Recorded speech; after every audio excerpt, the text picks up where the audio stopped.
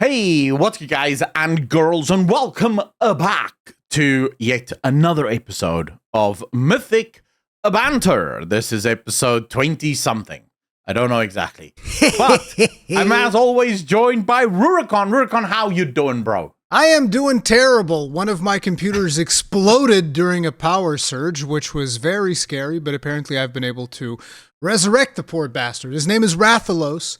It turns out there's some fire left in him still, but yeah, it's... Might be time for you to get a new one, though. Listen, this computer is 10 years old. Actually, I think he's more than 10 years old, okay? When I built this computer, it had a GTX 970, okay? And that was like a good GPU back then. Yeah. Well, so 10 years is past the retirement date for most PCs, so it might be time for you to retire this one and move on. He works great, bro. I love him. He's fantastic. Only when he doesn't work, though. Yeah, when he doesn't work, it is a problem. But yeah, he's back. But ladies and gentlemen, we're back as always every single week with the gaming news, the drama, the DI, the wokeness, all the rest of it. Although this week, not so much with the wokeness. There's some wokeness. Thank God. But most of it is just the gaming industry burning itself to the ground for stupid shit. Where wokeness is definitely part of the conversation, but it's not the whole story. So we're going to get into all of that before we get to that. When is wokeness not a part of the conversation when you're talking, though? This is true, but the reason for it, and this is something that it annoys me so much. I had this comment literally yesterday again from someone saying, "Oh, can you guys stop blaming Dragon Age's downfall for on DEI and wokeness? It was just bad writing." And I'm like, dude, how do you think these two things are mutually exclusive? If you're asking someone to write the most anti-human story on the planet, because there's no one in the world that thinks or talks this way, of course they're going to write it dirt poor, because you're asking them to write something that isn't natural. It doesn't feel natural. So of course it's going to be bad. It's just wild that people can't connect the concepts. The thing is, I understand where they're coming from, which is because I've mentioned the same thing in my video, which is basically the whole woke stuff in that game is less than 5%. If that. The problem is, it's the same people writing that, and since they wrote the woke stuff poorly, because again, we've spoken multiple times, there are ways of presenting trans characters, gay characters, all of these diverse characters. There are ways of them showing up in the game and it making sense and it serving the story. The problem is when they make it all about that stuff, and the people who wrote it were not talented. That's it. That's the problem. The real problem is the lack of talent, but that's also because they were trying to push an agenda. So it's like the two things are somewhat connected, but whatever. Yeah, I mean, even if you don't want to blame the woke stuff in the game, which is fine, you don't have to, but then we can literally just go one step up to the organization and go, okay, how do they hire? Oh, there it is, the diversity, equity, and inclusion shit. Now we know which developers were picked up. Right, we know exactly which developers are working here and why they got the jobs that they got. So, no matter what you do, I can tie it. So, It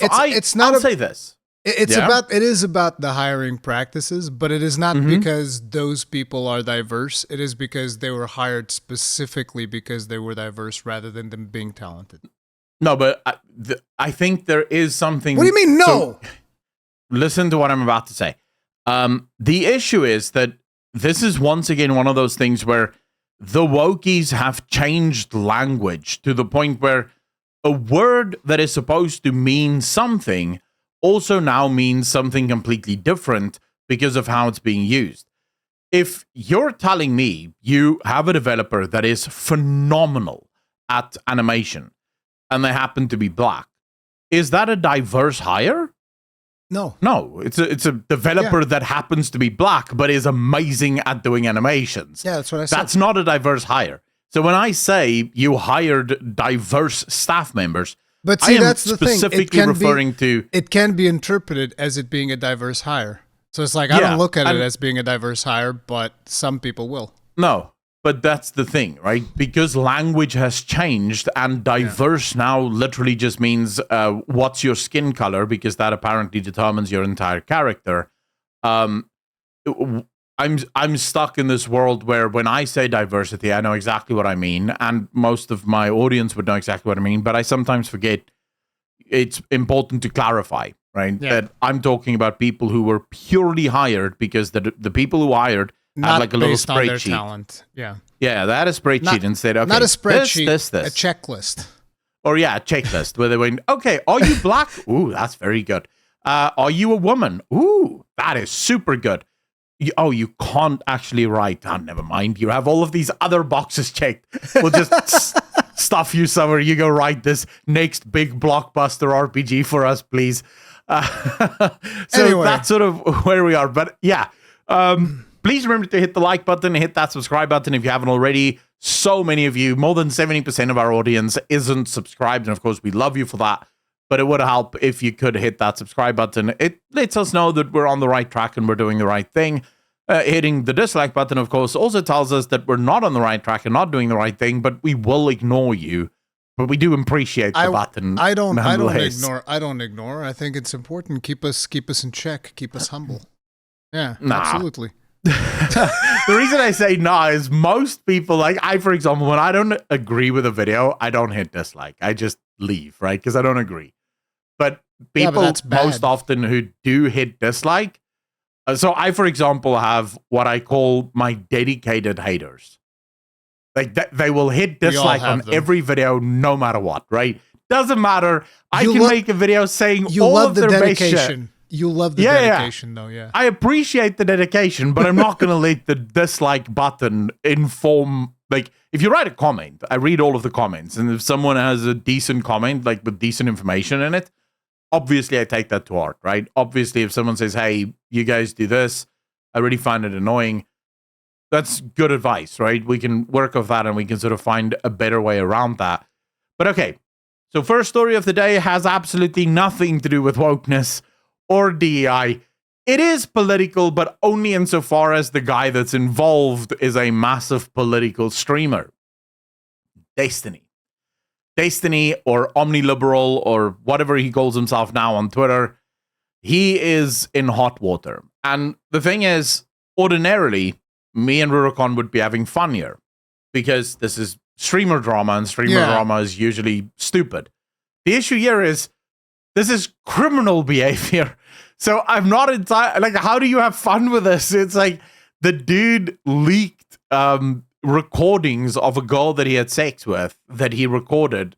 He sent that to friends of his against her. Well, she never consented to that being sent. This is something that I have a hard time understanding. Like, I think that even if I was, let's say, because, I'm a married man, so I don't just have like casual sex with random people, but even if you don't share your videos of your wife, you keep that for yourself, of course. I understand. But the thing is, I'm thinking, if I was having sex with like, different girl every week or something like that at the club, something like that, right? Yeah. I don't think that my first thing is, oh, God, hey, Akalon, check out how I fucked this one chick, dude. Check it out. No. I mean, like, actually, the physical act of me engaging in like, check it out, bro. I wouldn't want to see that anyways. Watch, like, look at the way my hips are moving, bro. Look at. I don't understand this girl. It's like, man, I don't want to see your asshole pointing at the camera, going apeshit at this girl. What are we doing here? I just don't understand this behavior. It's weird to me, but whatever. But again, I genuinely think I'm not a Puritan. Like, you do what you want to do. I just think the weird part is you sharing it with your friends. That's the part that I find a little bit weird. I think the thing that I genuinely dislike, and I must admit, neither of us are super clued in on the entirety of this drama. Yeah. Because apparently this started like a year or two ago already. So there's like a ton of backstory that, I'm going to be honest with you, Destiny is not that big of a part of my life. So I don't really give a crap about what Destiny does. I will say, though, if these allegations are true, this should be the straw that... revenge porn or something? Yeah, that's what it's literally... Yeah, that's what she accused them of, and that's what made her go to the police. She opened a case now of revenge porn against Destiny. What's interesting is Destiny canceled other streamers for the same thing. So other streamers that did the same thing, he canceled them and led campaigns to get them canceled. Ooh. And now he is the one being accused of it. And he's sort of not denying it. So I saw some screenshots on Twitter today or on X, where he basically jokes with a friend about how maybe he can just pay her off. But he doesn't want to seem like that dude that's just going like, oh, sorry for leaking, but here's some money, go have fun. But he wants to find a way to maybe help her financially because he does know what he did was wrong. And so he's trying to figure out, how do I approach her to say, hey, I'll pay for your shit, the therapy and all the rest of it. So he basically admitted that it's all true. And he wants to find a way to pay for it, which I think, if you remove the creepy crap in the screenshots that I saw, at least that's admirable, realizing that you caused someone very, very much harm and you want to pay for the therapy that they had to go through. What I want to know is what led you to do this in the first place. And degeneracy. Yeah. Well, but why would you want to leak something that you have no... Dude, I don't even leak chat DMs. Of course. Without explicit sort of permission that I am allowed. I think you even once sent me a DM with information that I wasn't allowed to talk about. And to this day, I have not spoken about it. Yeah. Because and it's stuff that if I made a video on it, that'd be an interesting video. Oh, yeah. But I'm not allowed to talk about it because you asked me not to talk about it, right? So it's sort of like this thing where you just go, why would you do this? This causes weird, yeah. unnecessary harm to a person that obviously you didn't ask their permission to do this. And more importantly, if you ask them, they would probably say no. Because what girl is going to be like, sure, send my sex tape to your friends. Seems almost like bragging rights or something. Yeah, so, I don't know. I ain't about that life. I've never understood that type of thing, so whatever. But I personally think this has a lot to do, again, with Melina. I'm going to be honest with you. Destiny has been spiraling since he's divorced. Everything he does just seems to go deeper and deeper into think just it's insecurity degeneracy. Because she left him for somebody else? I think it's more than... I don't think he's ever actually dealt with his divorce. Because remember, when she told him that she's leaving, he went live that exact same day and streamed for 8 hours. And every day after that as well. Like, he never took time off to go, right, I just went through a divorce. I just failed my marriage. I should probably try and deal with that to some extent. He never did that. He just basically streamed through it. Which means, and he wouldn't even realize this, because I don't know if you remember, Destiny had this whole arc where he was starting to reach across the aisle to conservatives and trying to, like, some of the conservatives, like, I wouldn't even call someone like, what's that Nazi asshole, like actual Nazi, Fuentes. He reached out and he started hanging out with Fuentes. Now, I mean, come on, like, that's scraping the bottom of the barrel of the conservative intellectual landscape, right? But so he reached out to guys like that. And I appreciated the fact that he's trying to build these bridges and he's trying to figure out, is there ways in which we can work together? When him and Melina broke up, he basically went scorched earth. All of the stuff that he had built up, all of the ways in which he was starting to change the way he approached conservatives went out the window, and he went right to morons, idiots, insults, none of that, right? So it's just been this devolver idea of his where he's just going deeper and deeper, and now you have this stuff coming out. It doesn't look good. It doesn't look good. And he doesn't seem to care, like, at all. All of the information coming out, he's just sort of taking all of it, going, yeah, so what? Yeah, it's rough. I don't have a lot of comments in regards to this situation because, like I said, it's just something that I can't even. I don't, like I said, it doesn't even cross my mind to do crap like that. So it's like I don't get it personally, and it's just a weird thing. And look, you did something illegal, you should definitely pay for it, and we'll see what happens. No, I think if he is guilty of it, which he himself basically have admitted, I would like to see punishment to the full extent of the law. Yeah. Things like this shouldn't be allowed, and especially from streamers. There is an epidemic in the streaming community with people thinking that they're above the law because they feel like gods every single day, going live to thousands of people that basically, for lack of a better term, shine their testicles for 8 hours a day. Because that's what happens to all of these big streamers. You go live and you have 8,000, 10,000 voices, hanging on your every word. Everything you say is like, oh, based, bro, giga-based, PogChamp. So you end up building this sort of very narcissistic god complex almost. And I think sometimes that's why we see this sort of this level of degeneracy from streamers. Is because they do genuinely think they're better. I think it's more like it's not even just the degeneracy. I just think it's sometimes they get so big that they get a little out of touch. I'm always scared if I have a stream that pops off a little bit too much. I'm like, am I also going to get out of touch? Am I going to become like a degenerate? If sometimes the stream pops up too much. So far, I don't think I have. I hope I haven't. But yeah. No, I mean, I think, it all depends on your approach. It depends on what you do and how you take it. And if you realize that you're not actually special, you just happen to be lucky in that regard. But anyways, that's the Destiny stuff. Yeah. Honestly, we don't have much else to say about it because, well, it's a revolving story. Maybe we get some more updates in the future. For now, all you need to know is there is an actual criminal case against Destiny for revenge porn. We'll see what happens. That's about it. The next bit of drama is actually not mine. I don't know much about this.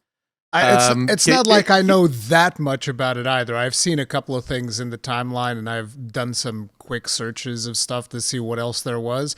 But Alanah Pearce is the one that is in hot water, and we reported on her in the past when the whole situation came out that she was saying that the developers of Black Myth Wukong were crying when Astrobot won Game of the Year. When in reality, then we see camera footage from multiple creators who went back to the event and checked out camera footage, and you would see the CEO straight up laughing as everything, and just kind of like in a celebratory mood. Then there was all of the mistranslations that happened for those guys as well, where they were completely misrepresenting everything that that team said. The Black Myth Wukong team said they were representing everything in the worst possible light when they were just trying to make jokes. And, there's been this whole thing about the Black Myth Wukong, which is weird. And Alanah Pearce was like a big part in that, which was obviously... I think she's the one that broke the story. Yeah. She's the one that started that whole thing. And I think I still say to you during that thing is, even if it was one of the developers of Black Myth Wukong that why would you point it out? Yeah. Yeah, what business does she have pointing that out? Obviously, they didn't call the camera over and be like, look at me, I'm going to start crying soon. Yeah, I want the whole world to see this. That whole thing was weird, the way that kind of like played out, but whatever. But recently, we've been having a couple of more things. So in the past, she has said that she worked on the God of War franchise as a writer. And it turns out that doesn't appear to be the case. I should stop you. She never explicitly stated it. There were screenshots of God of War, which she retweeted and said, hey, look, I worked on this. But at the time, she was telling everyone that she is a writer at Santa Monica. So it was heavily implied that she was a writer on God of War. In God of War Ragnarok. And apparently an actual writer from the game came out and said that, like, listen, if you were a writer in God of War Ragnarok, you would be credited as a writer in God of War Ragnarok. And this person was upset. Turns out that she on the credits has like a thing where it says that she's an accessibility consultant or something like that, which again, I don't know how deeply she was involved. Santa Monica Studio, which is the people behind God of War, came out in her defense and they said, we are confirming that Alanah was a writer at Santa Monica Studio for 4 years. She was a talented, creative, and hardworking contributor to our team that we're fortunate to have an opportunity to work with. Thing that they didn't say is that she had worked in God of War, which, again, I don't want to dive too deeply into that because I don't care. I don't care whether or not she worked in God of War. The thing that we do care is that she kind of implied it, and now she's coming out and saying, well, I never actually heavily did that. Implied it. Yeah. Heavily implied. It would be like me saying to you, but Rurikon, I never claimed that I have the biggest dick. But then a few weeks earlier, I was like, dude, with a I'm not ruler saying out. I have the biggest dick, but you see that guy's dick? Mine's bigger than that. Mine's though. bigger. Yeah. You see that guy that they wrote this article about, that he has the biggest penis in the world? Mine's bigger than that. And then I tell you, but I never said I have the biggest. It's like, dude, you basically said it. Like, let's not split hairs here about, well, I only implied it. No, you basically said it. But it's, she can fall back on the whole thing of whatever. But the point here is, then there was another one where she made an Instagram post which showed a picture of the main character of Sekiro. And it was like this picture, and she said, I scribbled this in 45 minutes while I was waiting for World of Warcraft Classic to download, or something along those lines is what she said. And you hear that, right? And it's like a picture that she actually drew with stencils or whatever the fuck. And you hear that and you're like, oh, she drew this. Oh, that's actually really impressive in 45 minutes. That's crazy. And then the artist that actually made the drawing came out and said, you've never referenced me. I've made this drawing. Didn't took me 45 minutes, took me 3 days. And, and then she was like, oh, yeah, I'm so sorry. I couldn't find who was the original post. And she's like, the original artist is beefing with her, saying like, no, that's bullshit. Because if you found that image, you would know that it came from me because all of my stuff is tagged and blah, blah, blah. But then she started like crediting the original artist because apparently, I don't know exactly how she did it, but she drew over it or something. I don't know. It's really weird stuff. Why would you want to try and take credit for somebody else's art? That's weird. And, it's just a bad look overall for Alanah Pearce, who's been like a very prominent figure in the gaming industry. Like, I usually like the some of the commentary that she's done and stuff like that, but why would you just blatantly lie about so many things? Because if there's one thing that I cannot stand is people that lie. I have a problem with people that lie. It's like, I hate lies. I can't fucking stand it. So that is something that really has me on the back foot about this whole thing. It was also like a really weird situation a while back when she starts quoting Microsoft documents and trying to say that children are a disability. And I was like, listen, as a father, listen, I don't give a fuck about what document justification you have. Okay. You people shouldn't be referring to children as a fucking disability, situational or otherwise. That's fucked up. Okay. I don't care if you have that in your Microsoft documents. That means fuck all to me. That is piss poor language. So, whatever. It is the literal purpose of human beings on this planet, but never mind that. No, it's a disability. Let's call it a disability. Bitch, if anything's going to be a disability, it's going to be you playing the game while your child is dying. What are you talking about? Like, no parent thinks this way. No parent goes, if the baby cries one more time while I'm playing Assassin's Creed Shadows, I'm killing it. No parent thinks that way. They'll burn their PC down to save their child. Like, what are you talking about? Christ. It's just, but I remember that because I think we covered that too. Yeah, we covered that too. Last year. Yeah, it's just weird behavior. It's just strange. Yeah. I don't know. And then, of course, why there's she's the crashing whole out. attacking gamers, where she just last week went on this whole this week actually went on this whole tirade of how gamers that criticize games are just tourists, right? We're not actually gamers when we criticize games. And it's like, dude, what even are you talking about? Like, you want to talk about tourism? That would be you, because you're just making shit up to stay relevant when the rest of us are wanting to play good games. I mean, you guys keep destroying our games. I will say there are a lot of commentators that sometimes will start criticizing stuff that they haven't even played. This does happen in the space. Well, of course. Let's be completely honest. This does happen in the space. Not everybody, but it does happen. That might be who she's referring to, if I'm to give her the benefit of the doubt. And I can kind of understand that claim, because I do see sometimes people coming out and criticizing things that they don't understand. And that is sometimes frustrating. Like, listen, even Grums did this to Monster Hunter Wilds. And I was like, that's a bad look. Because he was like saying, man, this whole armor thing is a big problem. And it's like, bro, people have been asking this for years. Stop. No. Yeah. So yeah, I think I will just say, if I'm not mistaken, Grums did come out and apologize and say, okay, turns out people actually want, which is fine, right? People are going to make mistakes. I know people love to celebrate the fact that, oh, he got it wrong. Yeah, well, people get shit wrong all the time. There's a lot of information out there, right? So you're sometimes just going to jump on the wrong thing. And I do think one of the stories that I actually do want to cover is exactly the problem, right? We have people that jump on stories way too quickly because, and it's not their fault. Look, gamers are incredibly good at pattern recognition because games develop pattern recognition.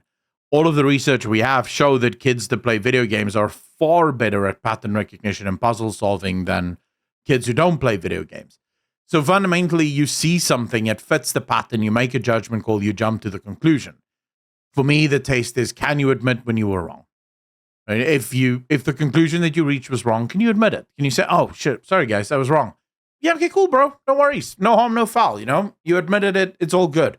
I do think sometimes, so just to bring this up, because we are sort of adjacent to it, I don't know if you saw the new game Wu Chang. Something Feathers. Fallen Feathers. Yes. Fallen Feathers. Yeah, it's the new Souls-like out of China.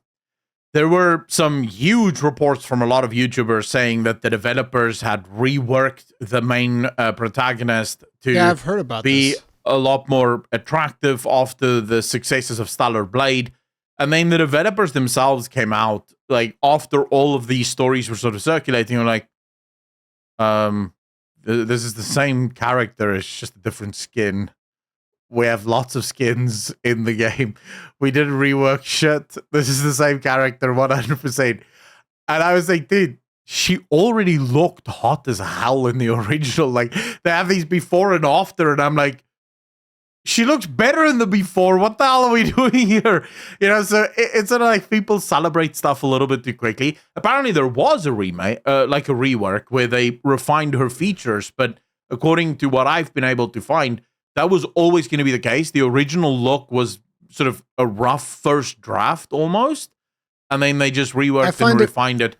I find it interesting what people concern themselves with when it comes to Wu Chang, because like I think of Wu Chang and the instant thing that comes to mind is like, those animations aren't quite there yet. We need I hope that they were fine. Like that's my concern. I'm like, I hope that those animations are a little bit better when the game comes out. It's like, that's what I want. I'm not looking at like, I'm just thinking about. But it looks like a really good game most of the time. It might be good. Yeah, it's just the animations. The monster when design I saw looks phenomenal. Yeah. Like the monster design, the world design looks really good. The gameplay looks fine, but I'm with you there. It's not as tight as, for example, Elden Ring. Yeah. It doesn't. And I said it in my video as well covering this. One of the things that I really hope developers don't start going down is this, we'll just make a Souls-like game. How hard can that be? Because Souls-like games are good because they're so incredibly tight. Yep. Like the B-frame timings have to be perfect. If they're off by just a couple of milliseconds, none of it works. Yeah. It doesn't feel it falls good. apart. Yeah. This is why New World sucks, because it isn't tight. The combat isn't tight. The combat doesn't deliver on the fantasy of what a Souls-like MMO should deliver. And of course it doesn't, because you're playing at latency, which screws up the timing of the game. So it's just the sort of, like, I really hope that we don't get a bunch of new Souls-like games and developers overcommitting to the Souls-like genre. We absolutely are. There's a bunch of new ones coming out this year. So yeah, it's 100% happening. I hear and Souls you're gonna get bad everywhere. ones, right? I hear Souls-like everywhere I go. I mean, hell, even the Path of Exile 2 developers were talking about making it more Souls-like, and I was like, no. Oh, I have, dude, you would have lost your mind at this Reddit post. I should actually have sent it to you. Someone on Reddit vented because they're sick and tired of people saying From Software invented Souls-like games. RPGs have existed years before the first Dark Souls. They just sort of made a couple of changes. And I'm like, wait, what the hell are you talking about? Like, what the hell are you talking? Because they want people dude. to stop calling it Souls-like games because From Software didn't invent it. It's like, no, they literally did though. Like, and then they go on to basically talk about how RPGs have existed forever before, and it's like, wait, do you know that Souls-like and RPG isn't the same thing? Like, you do realize what made the Souls-like game special is the fact that it was a completely new twist on what an RPG game actually is. Unless this person talks about Blade of Darkness, Severance Blade of Darkness, I don't want to hear anything this person has to say. Okay, they didn't. They didn't. Which say I think Severance. If I remember correctly, Severance Blade of Darkness is like the closest thing that ever existed to a Souls-like before. And even that was very different. But yeah, unless this person specifically referenced Blade of Darkness, I don't want to hear a damn thing they have to say. Yeah, I mean, the fact is, right, that old tweet from the Diablo 4 team lead, right, where he's going, maybe we should get something like a Diablo-like. Oh, now, man, good old Rod Ferguson. I got old your Rod. Diablo-like right here. Where he is correct. If we were to start attaching such a label to that specific style of ARPG, because let's be real, ARPGs are very, very varied. No one can tell me Diablo 4 and Path of Exile 2 is even remotely the same game. They might fall in the ARPG genre, but their sub-genres are completely different. And so, yes, maybe we will eventually have a Diablo-like. And then, yes, it will be called Diablo-like because Diablo was the first of its kind. But not because of whatever the hell you did, Rod. But because of what people did way before you. Funny thing is, before Rod made that tweet, the Path of Exile team would often refer to the Path of Exile game as a Diablo-like. And after he made that tweet, they stopped doing that. Of course, because now he wanted to sort of claim the glory for Diablo 4. And it's like, bitch, no one is going to call Diablo 4 a Diablo-like. Like, what are you talking about? That's called trash gaming. That's what we call Diablo 4. It's so ridiculous. But anyway, so, we have this Alanah Pearce story. Again, she's now, or Smash JT has taken it upon himself. He's made a video on it. It seems like there's a massive amount of beef there because she's attacking him and he's now attacking back. I have one issue with what Smash said, and that is he labeled her as a very attractive woman and also a pathological liar. I have a problem with him calling her a very attractive woman. Very is an over-exaggeration of what she is. Attractive, maybe. Decently so, maybe even. But not very. Very is reserved for people that are actually attractive. Who cares? Just want to point that out. Who cares? Huh?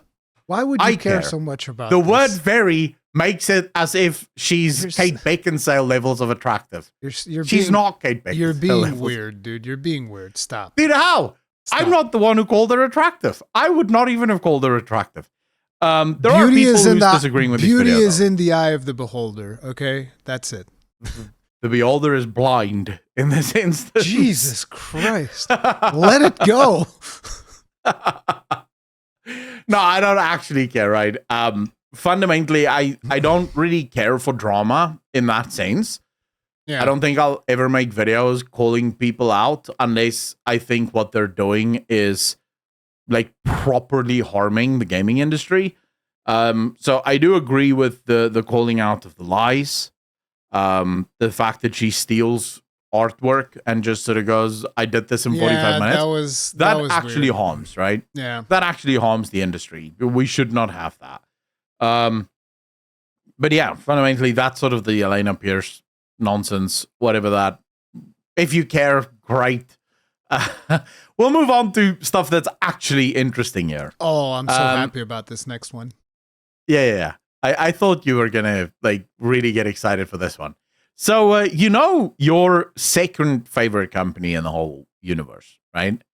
It seems like they might be joining your favorite gaming company in the whole universe. Dude. At the bottom of the pile. Dude, I Like, actually, how does that make you feel? I made a tweet about this earlier where it was like EA, I as if saw EA it. was speaking, saying like, Ubisoft, don't worry, I'll be with you soon.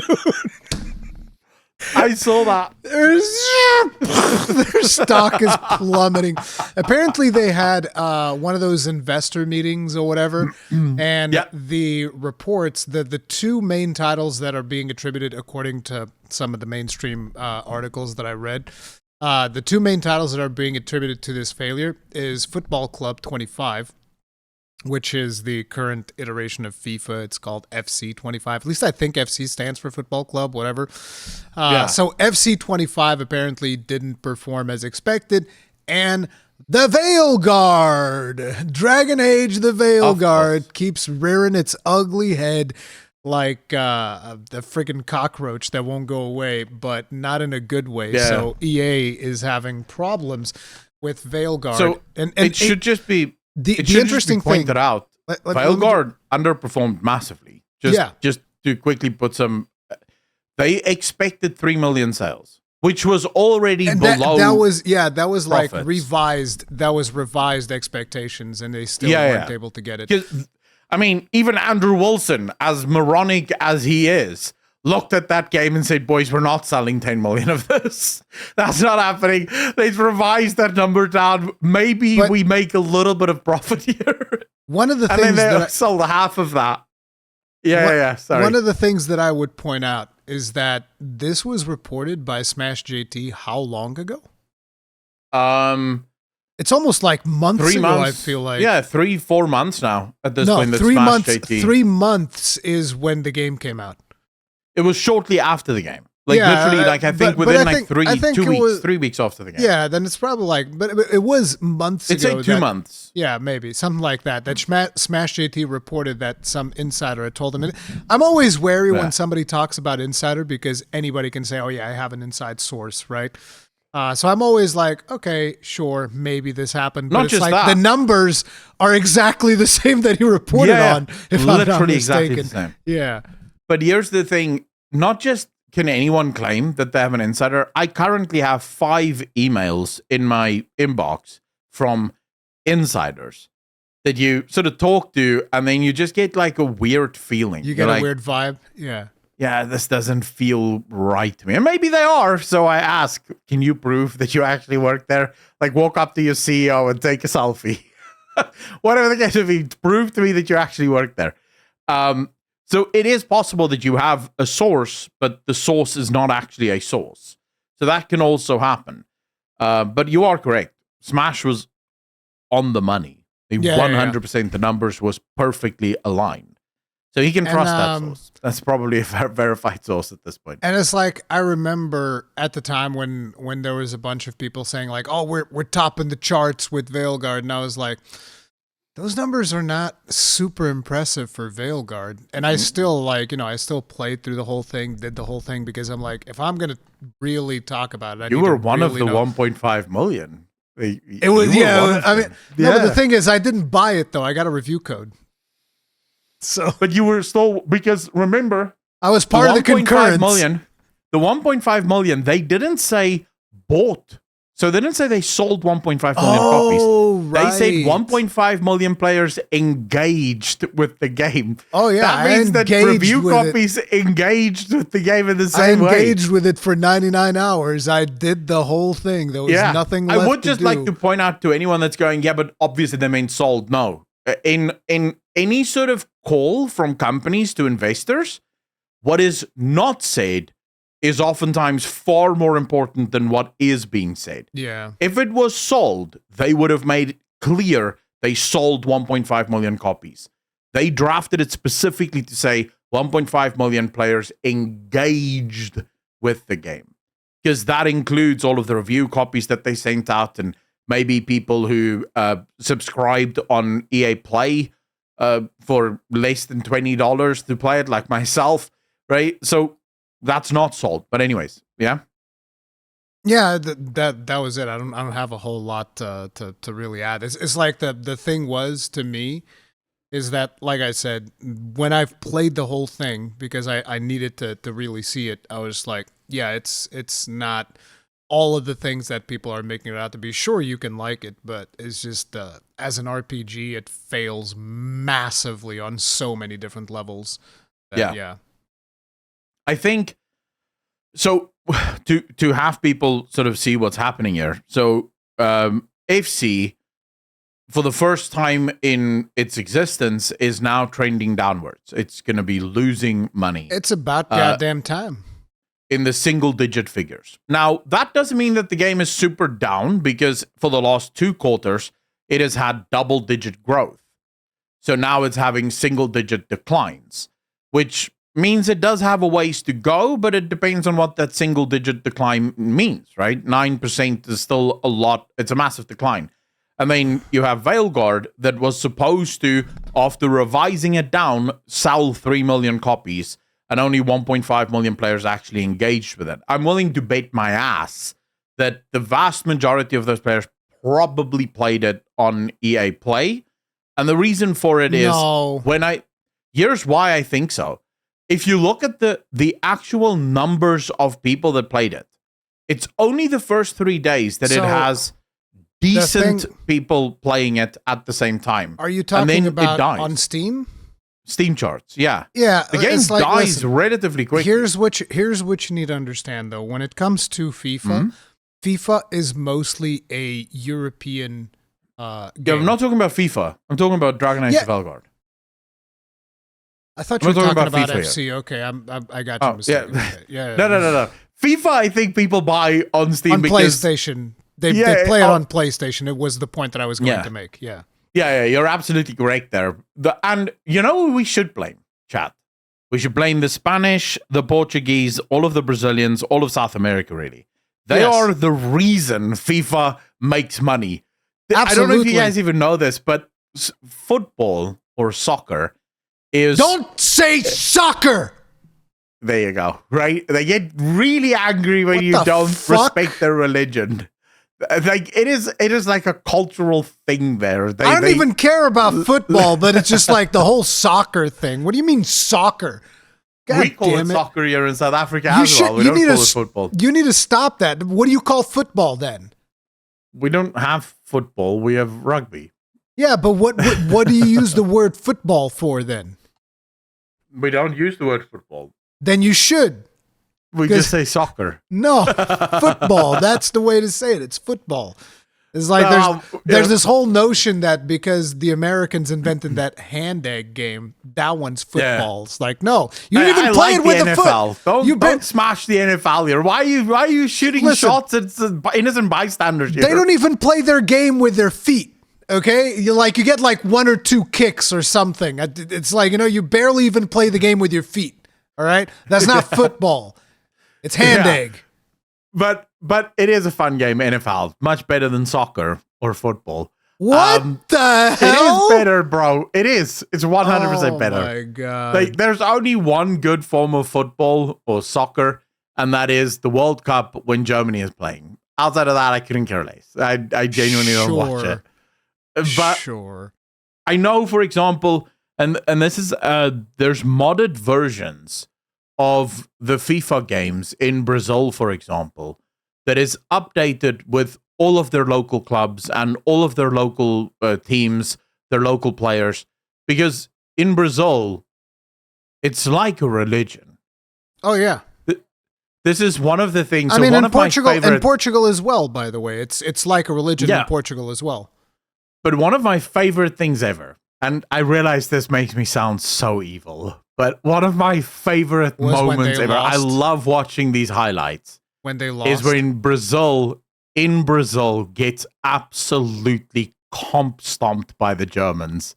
The Germans kicked them in the nuts 7-1. That was pretty disgusting. The way that I don't think Brazil ever suffered a loss as big as that. But how dare you mess with my Brazilian brothers and sisters, man? Fuck you, Alanah. But it is so, you see young kids crying as Germany just keeps scoring goal after goal. Yeah, of course they live it. Like, but why you gotta be mean? Like, to my Brazilian brethren, bro. It's messed up. I found it, dude. I'm a German supporter. So seeing Germany kick Brazil right in the nuts 7 times was just glorious to me. But anyway, so there's no denying that game will never die as long as there is a Brazil, a Portugal, and a Spain. Yeah, that game will survive. It's like, right? Like, let me tell you, whenever it comes to special events in Portugal for gaming, it's like 50-50 Counter-Strike and FIFA. Probably. Yeah, of course. It's like those are the two most things that people do. There's some Fortnite and GTA in there as well, but like it's mostly FIFA. I receive so many promotional emails about like, oh, we're doing this FIFA event, and I was like, that's great. I don't care. Congratulations! I'm so happy for you, or sad that it happened. I don't know. So confused. I'm so happy for you, or I'm sorry that this happened to you. I don't know what you want me to say about this. Yeah. Why are you emailing me? Yeah, exactly. Stop. So fundamentally, when it comes to Dragon Age the Veilguard, I'm willing to bet because the numbers don't quite, and I say this with a grain of salt, because there is a world in which the Steam chart numbers can eventually, over the course of time, add up to 1.5 million. But I doubt it, because when you see a game perform the way that it did on Steam charts, it was only the first day that it managed to almost get to 90K. From there, it drops down significantly. After a week, the game's dead. Yeah. Barely no one's playing it, which means like, there's no movement. You can say that it is a single-player game, so people play through it and move on. But I feel like with Dragon Age games, we sometimes would replay them for the different choices and stuff like that. But because this one was so linear, like nobody even bothered replaying it. They played through it once, if they even did some of the side content, which I'm willing to believe that probably a lot of people didn't even bother with a lot of it. Although they kind of force it on you, like the companion quests. I think you're forced to do them, which is weird. I'm not even sure. Yeah. I remember made a video about it where he said Skillup said that you had to do them. Now I did them because I wanted to do them. I don't know if you're actually forced or not. But Skillup said that it got to a point in progression where it's like, okay, now you have to go do all these quests whether you want to or not. And I was like, oh, okay. Yeah. Interesting. Make sure that you know that your characters need your help because they're little babies. But very fundamentally, Dragon Age the Veilguard, I guarantee you the overwhelming majority of people didn't buy that game. They probably subscribed on EA Pro Play. EA Play. Yeah. I think I'm not going to attach a number because I don't know, but I would be well surprised if even 50% of people actually bought the game. The one thing that bothers me is that this actually is a game that from a consumer standpoint, it actually had a very consumer-centric approach in terms of their business model. It's like it's one price. It's their business model was great. There's no de novo. There's no bullshit. The whole game is in here, and I was like, "That's really good."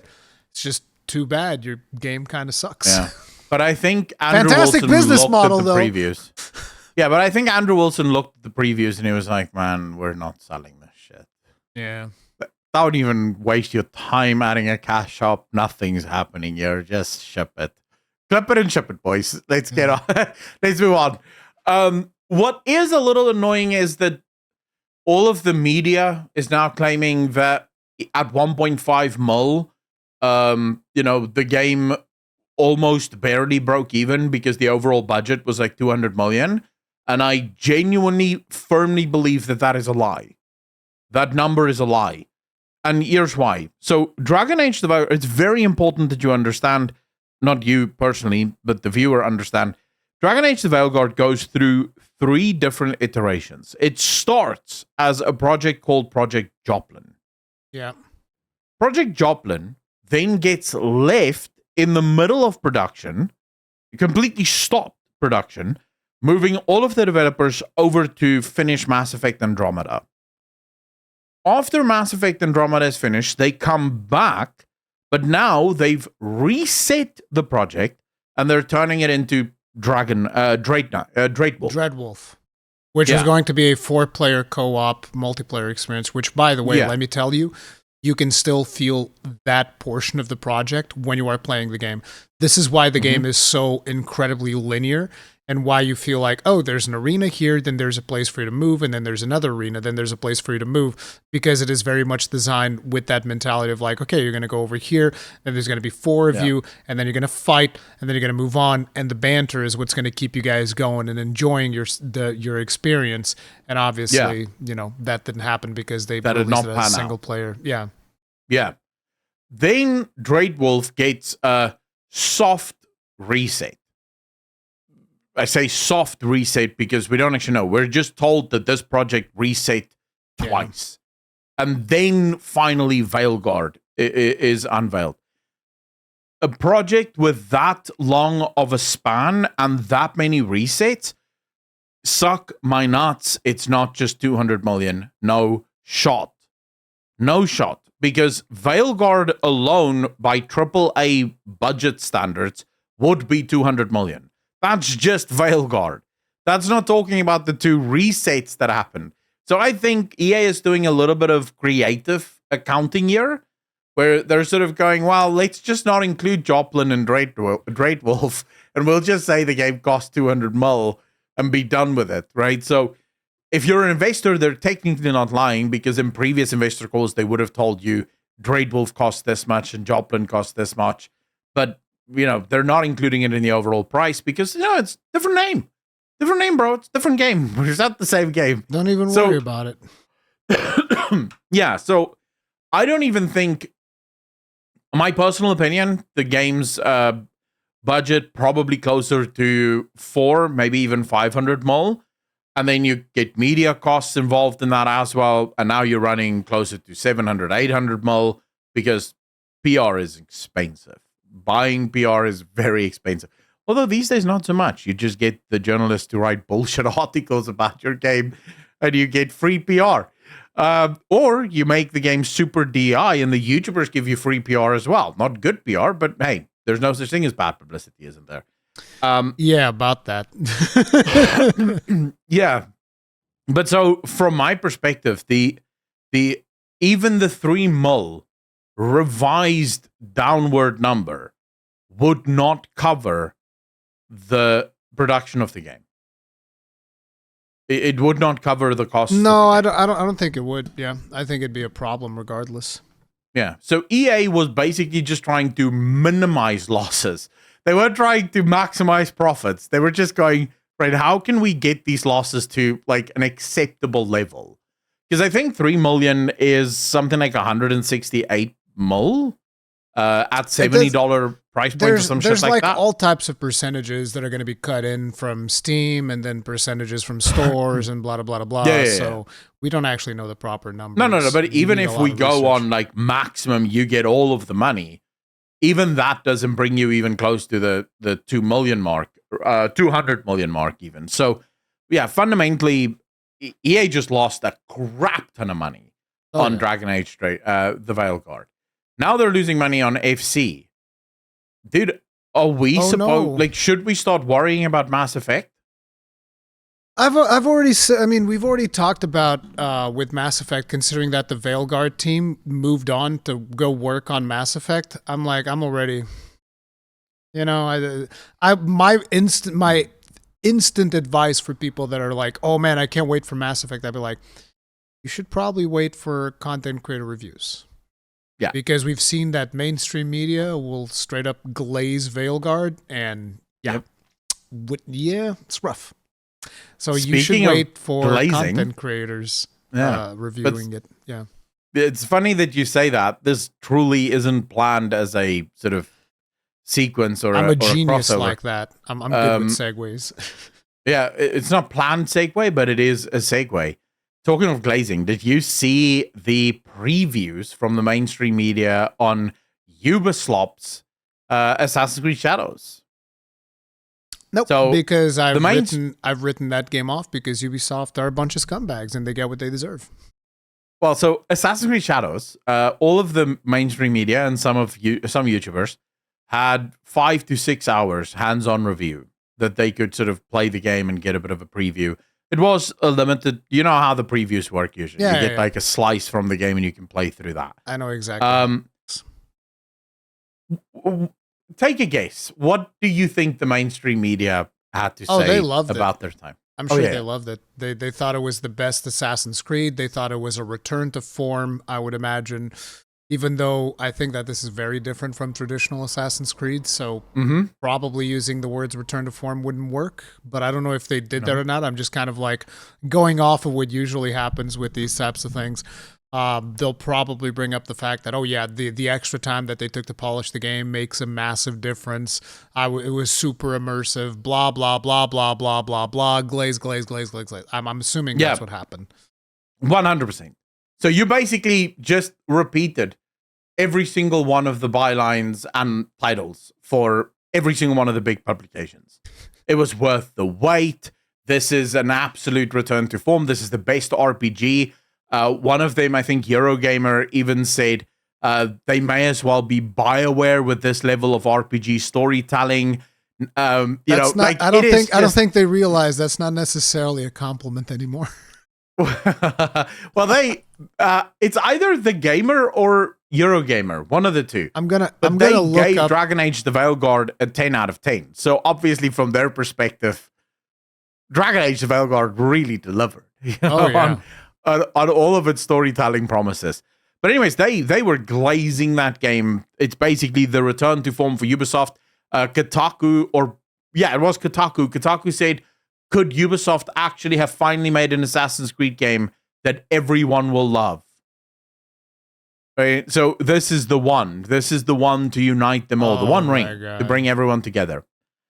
And then you see Skill Up's video. And Skill Up goes, I really didn't enjoy this. Oh no! Yeah. Bro, Skill Up's like the Reaper meme? That now there's the open door with blood for the Veilguard, and Skill Up's like moving on to Assassin's Creed Shadows. Skill Up played through the whole thing, and you'll quickly understand from his criticisms why the game just didn't work for him. So first and foremost, Yasuke and Nawe has two very sorry? It's Nawe, right? Yeah. Nawe, yeah. Yasuke and Nawe have two distinct playstyles. Yasuke is this tank that can literally run through concrete walls and shit. If you're sprinting onto like a small wall, he'll just bash through it. It's not concrete. It's feudal Japan. Well, whatever it is. Those are like, it looks like stone. It's glorified paper mache. Relax. Okay, well, fine. He's running through it. His way of traversing the area is... Oh, but by the way, one of it did look like concrete. It breaks like concrete as well. So maybe Ubisoft again got that one wrong. But his way of getting into buildings is just running through the doors. But that's just paper. Right? But he just breaks in. He doesn't sneak. His sneak ability is super shit. Like, he can't sneak. And also, his only assassinate is brutal assassination, which is the loudest thing in the whole world. Yes. It's the loudest thing in the whole world. It literally lets everyone know, listen, oh, look, there's a guy killing our people. So you can only start a fight with brutal assassinate to take out one message. Guy. Yeah. And then you immediately have to start fighting. So Yasuke's entire playstyle is fight. Yes. Nawe, on the other hand, an amazing assassin, by the way. Yeah, she's an absolute boss mode assassin. I was talking about Yasuke. Yasuke is an amazing assassin. Makes sure that he assassinates. Yeah, he makes absolutely sure that he assassinates one person and then goes into full-blown fight mode. But he can't parkour, so that should be mentioned. He can't parkour. He's super slow, and there's certain places he just can't get up there. He's also very slow. Like when he jumps down from high places, it like visibly slows down as he tries to get back onto his feet. So you don't want to parkour with him basically. And you know those things on Ubisoft maps that you have to unlock, the watchtowers that open areas of the map? Oh no. Only Nawe can climb those. He's too fat or big to get up there. Like as he's getting up, like Skill Up literally has it in his video where he's getting onto this tower, and Yasuke says, "Nawe will climb this tower much easier," and all he's basically saying is, "I can't get up here. Don't even try." Right? So basically, you're forced to switch to Nawe in order to complete basic stuff on the map. The difference is you're never forced to switch to Yasuke as Nawe. Nawe does everything better than Yasuke.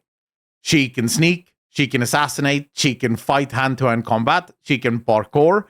She is the fullness of what you expect from an Assassin's Creed game.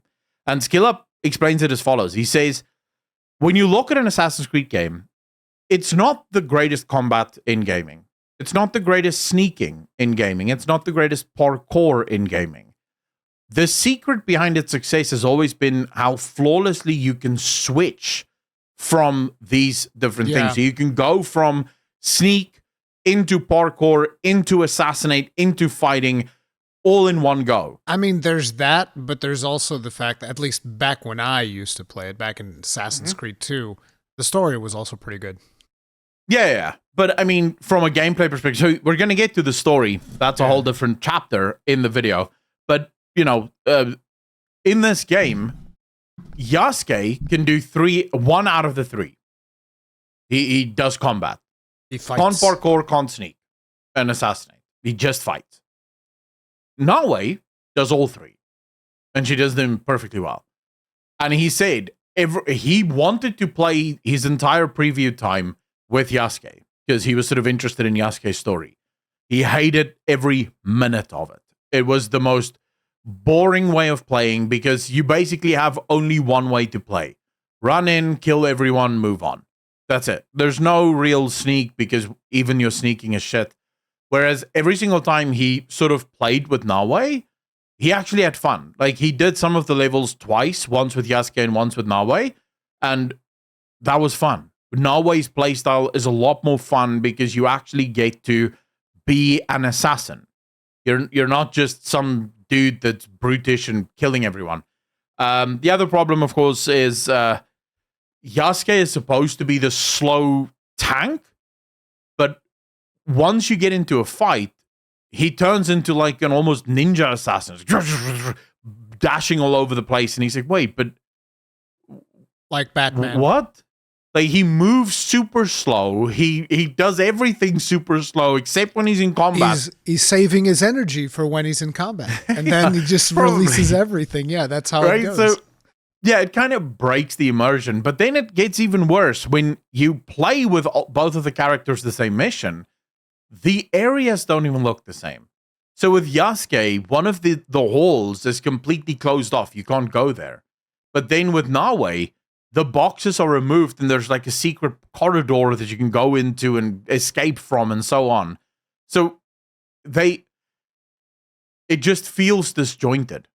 And that's his biggest problem with the game. In the previous Assassin's Creeds, no matter what you say about the Assassin's Creeds, the big thing is you can sneak, you can attack, you can do all of these things with one character. Here, if you want to be the big brutish attack monster, you play Yasuke. For everything else, you play Nawe. Then we get to the actual world. You remember when Ubisoft promised that this world isn't going to be as formulaic? They're going to go with a brand new approach? Yeah, it's the exact same approach. You have these little question marks on the map. You click the question mark and you run to the question mark. I've said multiple times that Ubisoft is creatively bankrupt. And people are like, oh, that's an exaggeration. It's not that bad. No. You don't understand. They are creatively bankrupt. They have nothing left in the tank. And 100%. Yeah. 100%. And he says Ubisoft promised a brand new type of map where they're not going to go with the old formulaic approach. He says it feels exactly the same as all the other Assassin's Creed game maps. It's the exact same map. It's literally that meme of corporate saying, find the difference, and there's no difference. And then we get to the story. The story is shit. He said all of the characters are beyond bland. They feel like there's no depth. They have these lines and that's it. Like the game starts, there's a bad guy. Then you pick up a couple of pieces of paper, and you go, oh, this is the bad guy. Let's go kill him. congratulations, that's your story. That's sort of the level of storytelling. Wow. No deeper than that. Fantastic. All of the characters that he's encountered in the game are very dry, very bland. They don't really have any memorable moments. Almost as if they were completely AI created, because Ubisoft, didn't they patent a while ago? They patented like some AI thing that was going to help them create NPC bar. They said it was going to just be for NPC barks, if I remember correctly. Yeah, I remember. Maybe they've refined that a little bit, and now it does full-blown character dialogue. There you go. Hey, save money where more money can be saved. I mean, especially if you're Ubisoft, 1.4 billion euro debt doesn't pay for itself. You don't want to be having 19,000 people on your team and actually having them do proper work. It's like have 19,000 people on your team doing AI prompts. Way better. Yeah. And of course, you can't hire Sweet Baby Inc. to do your script for you. They're toxic right now. And you need the money. So, you instead employ the good old AI. Write me a script for Assassin's Creed. I got you, fam. Oh, my God. So at the end of the day, he basically says, if you play the whole game with Nawe, you'll probably have a decent time. Because it's an Assassin's Creed game. I mean, but this is only like a 6-hour preview or something like that, right?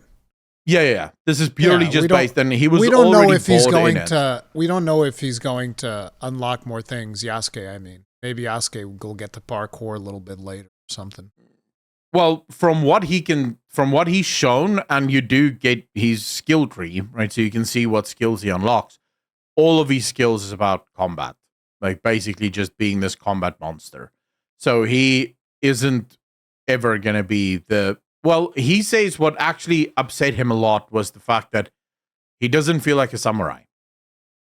The whole point of Yasuke being in the game is he's a samurai, but he doesn't feel like a samurai. He feels just like your bog standard sort of, let's do combat, let's kick ass. And also he has a problem with the animations, like the feel of everything. Just it doesn't feel crisp. I think I've said multiple times that the Ubisoft animators have been lacking for quite some time. Yeah. So a lot of basically now it is just a 6-hour preview, but he's not happy. He did not have fun with the game. I think this is the end. In my personal opinion, this is the end. I don't think Ubisoft survives this. We've seen already that this mainstream media push to try and glaze games to convince gamers to buy it no longer works because most gamers watch YouTubers cover the mainstream media. They don't read the mainstream media. So fundamentally, yeah, I think this is problematic to say the very least. And I know Rurikon will be super happy learning that Ubisoft. I'm so sad that Ubisoft's in dire straits. Oh, I'm shed a tiny little tear. Like, listen, I know that some people, whenever I bring up the Ubisoft, they're like, "Oh, Rurikon is so jaded." Yes, I'm jaded because I've been reporting on this stuff for fucking years, and because I actually care about the goddamn industry. So whenever I see these bad actors like Ubisoft and Blizzard and EA just like doing these really disgusting business models, yeah, I report on it and I fucking slap them. Yeah, absolutely, and I want to see them burn because they fail on every conceivable metric. So fuck them. I think what we should do now on that little bombshell is move on to what happened last night. What happened last night? So Xbox announced an okay. absolute wealth of content. So more content than you can ever imagine. I mean, not more content than you can ever imagine. I haven't seen it yet because I'm going to see if you just woke up from a coma, you're severely medicated. And someone asked you to imagine a bunch of games, like more than that, at least. Yeah, I mean, sure. So it's 4 games, bro. Like, come on. You're being a little bit too negative because these are at least 3 of these are good games. 3 of these are games that I'm kind of excited for. What's the third? What do you mean the third? I mean, there's Doom, there's Expedition, and there's Ninja Gaiden. Yeah, okay. I don't give a shit about Ninja Gaiden, but No, Ninja If you Gaiden's were really about cool, to say dude. South of Midnight, I would have been like, bro, what are we talking about here? This is the biggest thing about South of Midnight for me is the way that they do their animations. I'm just like, bro, I don't vibe with the whole, oh yeah, the game's running at 60 FPS or 30, whatever the fuck it is, but your character animations are like at 12 or whatever the crap it is that they're doing. I'm like, no, I don't like that at all. That's weird. Sure, it's an artistic style. Maybe some people are into it. I am not. I don't know if that has changed because, again, I haven't watched the show yet because I'm going to watch it later today and I'm going to do like a live stream and watch the thing. I watched it live last night. Yeah, I wanted to do that, but it was my kid's jujitsu. No, I mean the stream PC broke, but it was mostly because I wanted to pick up my kid from jujitsu. Okay. Yeah, but it's Doom: The Dark Ages was not announced, but it was they announced the release date, which is going to be May 15th, 2025. And they gave a lot of information that game looks sick. Yeah, I can't wait to see it. I felt my penis grow while watching that. I was like, holy shit. Yeah, it raises your testosterone levels. Yeah. But yeah, so we got Doom: The Dark Ages, then they announced the release date of South of Midnight, April 8th, 2025. Expedition 33 is going to be releasing April 24th. Oh, that looks good as well. 2025. Just by the way, we'll get into the games, by the way, in a second. We'll talk a little bit more about the games individually. Yeah. And what's then Gaiden? Ninja Gaiden 4, which I don't think had been announced. So this was like their secret game, I'm assuming. Fall 2025. And again, I haven't seen gameplay or any footage of this event yet. That's the thing. Okay. So I don't know. You have to tell me. Yeah, and they also announced Ninja Gaiden 2 Black, which is like an edition of Ninja Gaiden 2. I think I played the entirety of this back on PlayStation 3. Yeah, this is a remake. Yeah, this is like a remake. The thing that bothers me is it's Unreal Engine. I'm assuming Unreal Engine 5. So I don't know how well that thing is running, but I do want to like check it out. So we'll see. Well, let's start with Gaiden since this is where we are. Gaiden is not my type of game, so I'm not going to be commenting on what they showed or what they said. Yeah. I spent the entirety of the Gaiden announcement. You're not skilled enough to play Gaiden. Sorry. No. Not skilled enough. I'm happy to not be skilled enough. That game looks ass as far as I'm. What? Yeah, it looks like a bog standard Asian game to me, and I don't like Asian style JRPG type games. I know it's not a JRPG, but it's not. I'm not a fan. It's like a Devil May Cry, almost. Yeah, I'm not a fan of Devil May Cry. I've never been. It's just not my style. I can see the quality in it. I can see why people love it. It's just not something that jives with me in any way, shape, or form. Give me a nice city builder, and I'm far happier. But anyways, so yeah, I didn't spend any time listening to what the developers had to say about that shit. I spent all that time talking to my chat and making jokes. And then we got into South of Midnight.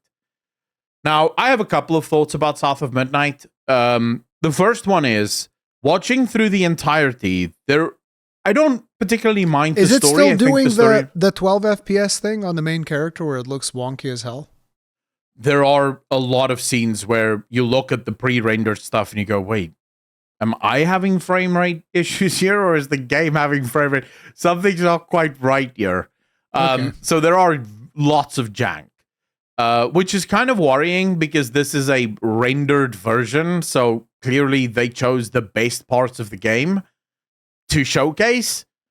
If that's the best parts of the game, who knows what the rest of the game looks like? But there were some problematic areas, but it wasn't too terrible.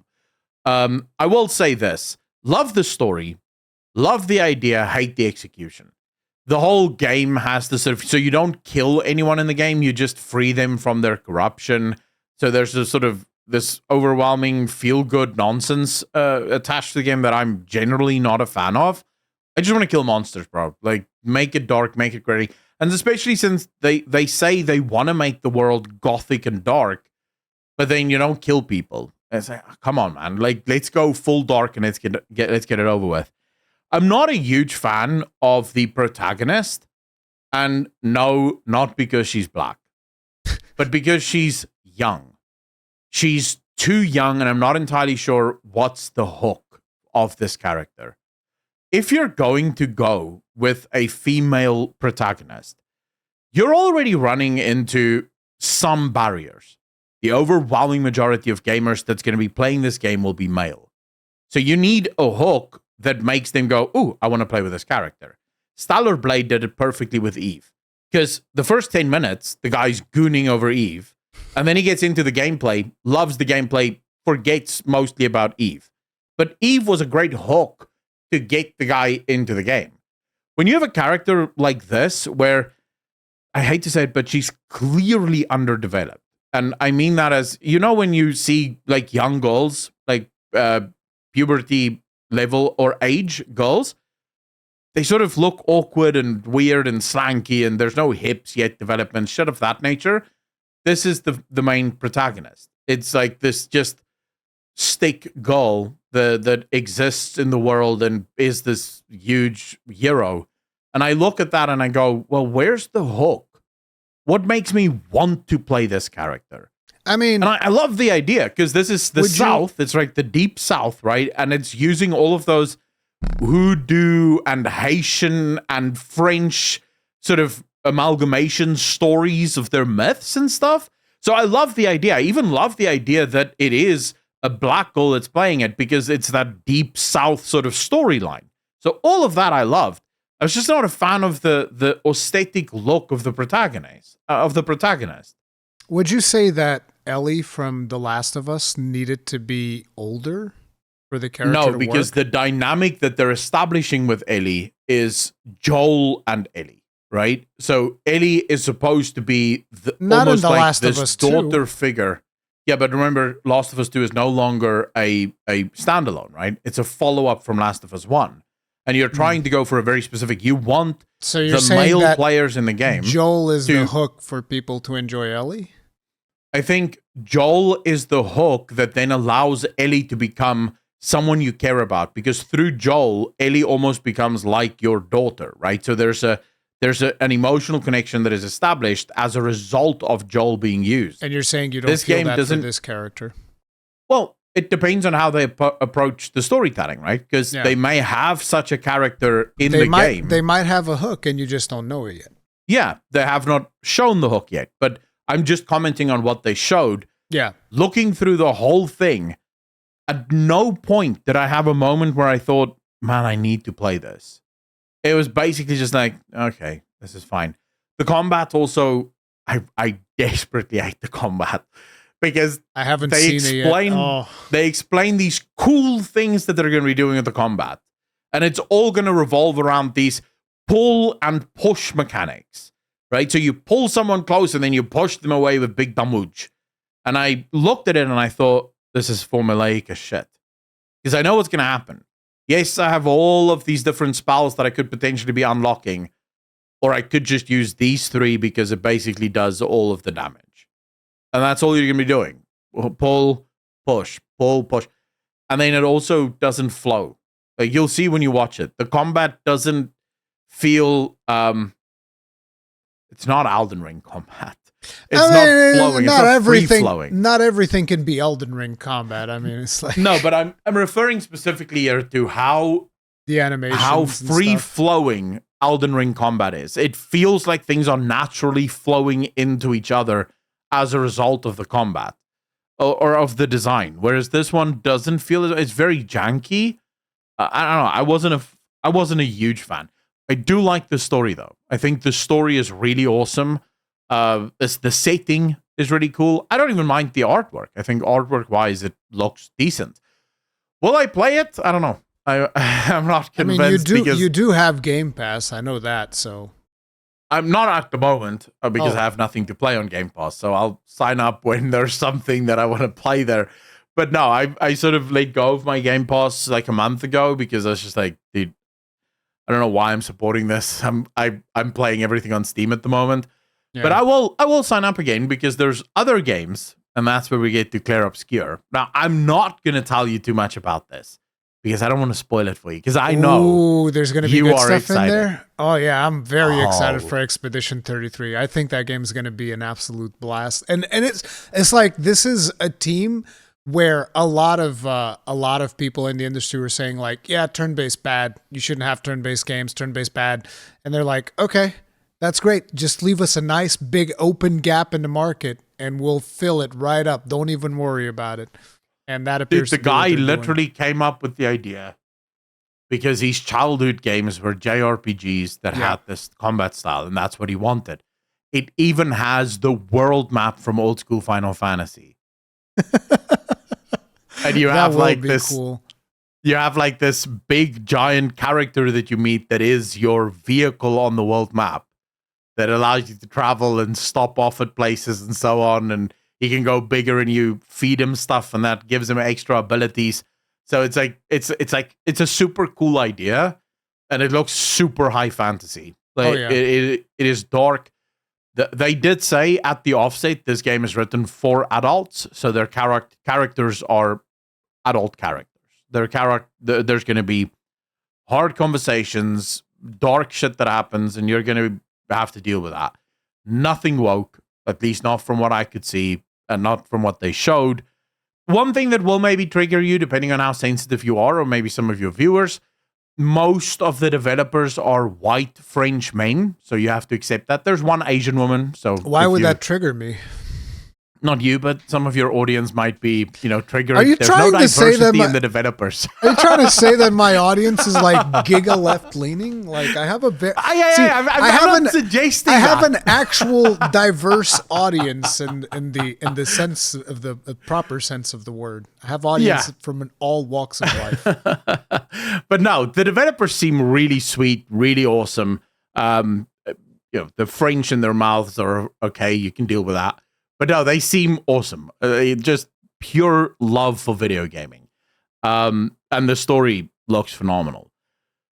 And then we get to Doom. Holy crap. I've only seen a couple of trailers for Doom, bro. Doom is just like, yep, I'm in. Shield with that slices people up. You can throw it like Captain America. Big shotgun on the other hand. Let's go. Yep. So they changed things from where it was with Eternal, where Eternal was a lot more movement based. This is back to like the old school days of strafing, shooting, much slower, but far more brutal. Nice. So they wanted to go for that full blown brutality, and here's where things get super cool. Here's where things get super cool, bro.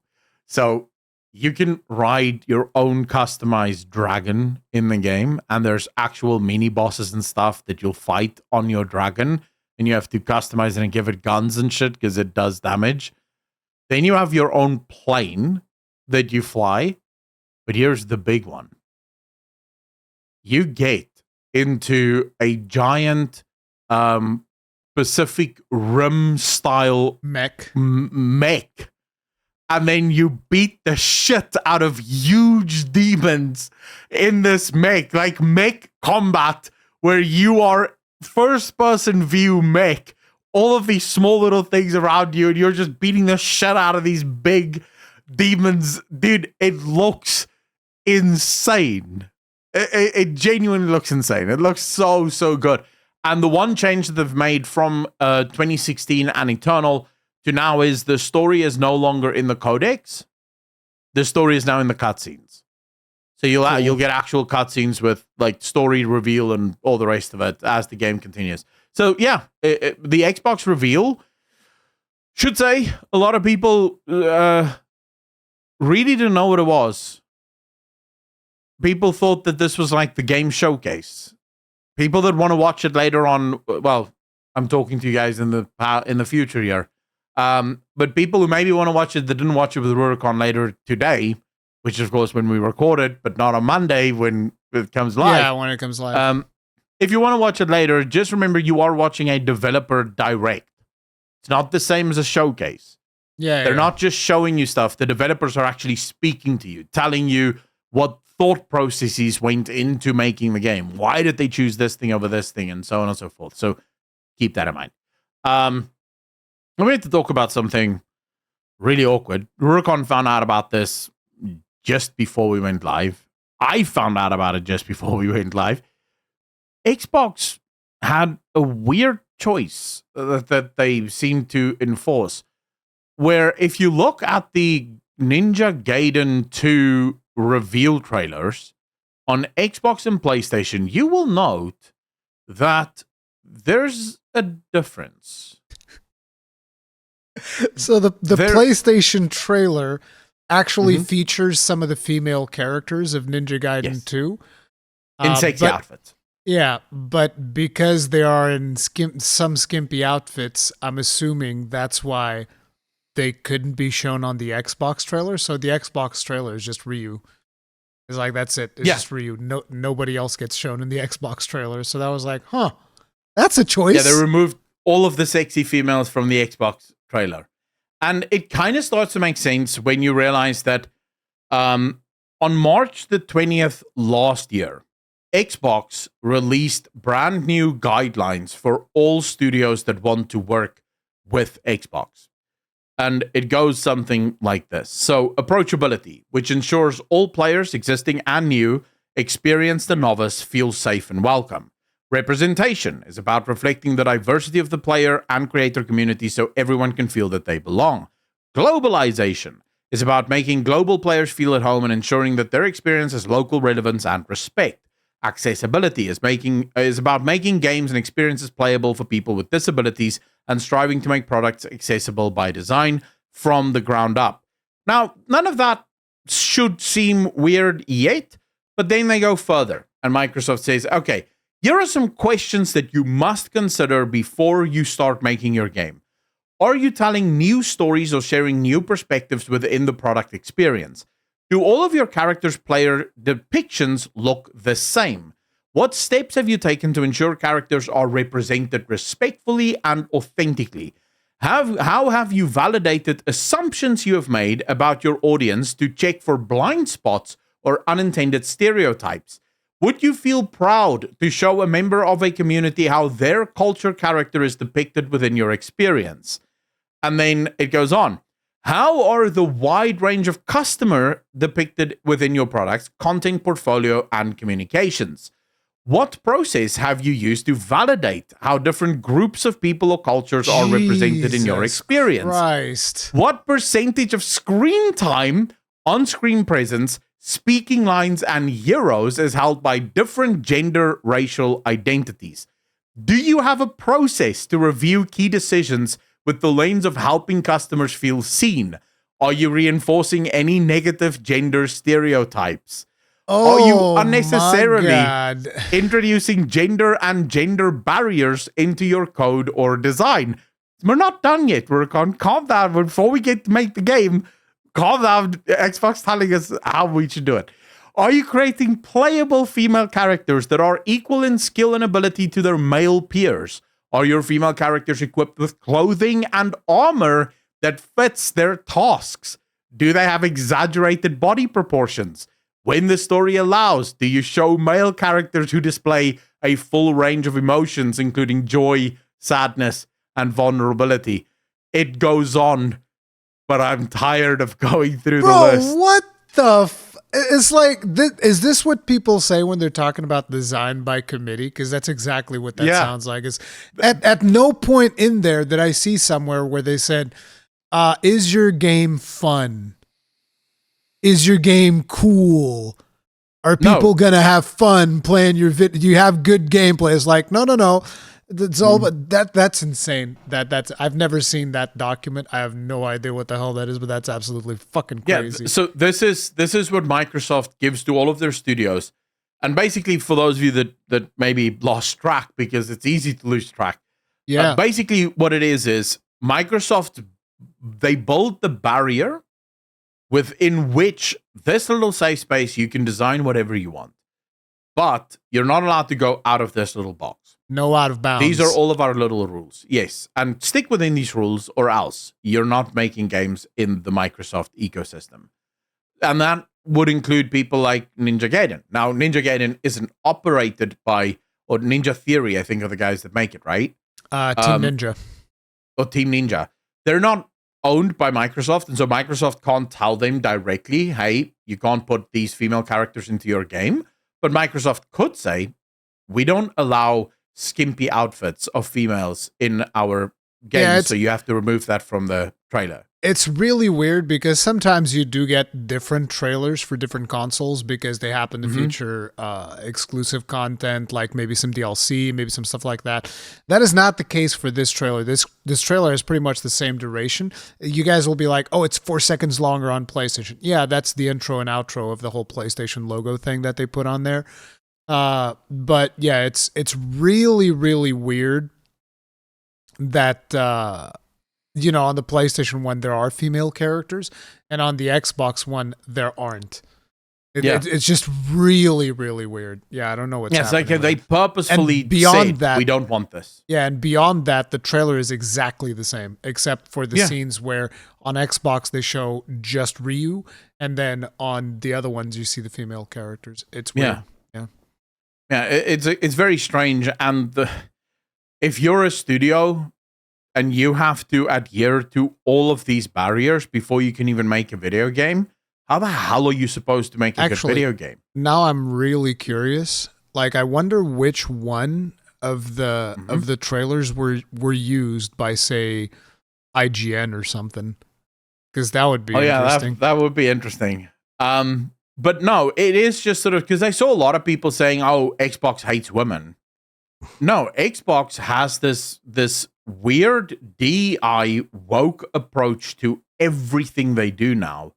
And this is when I say this stuff corrupts gaming, this is what I talk about.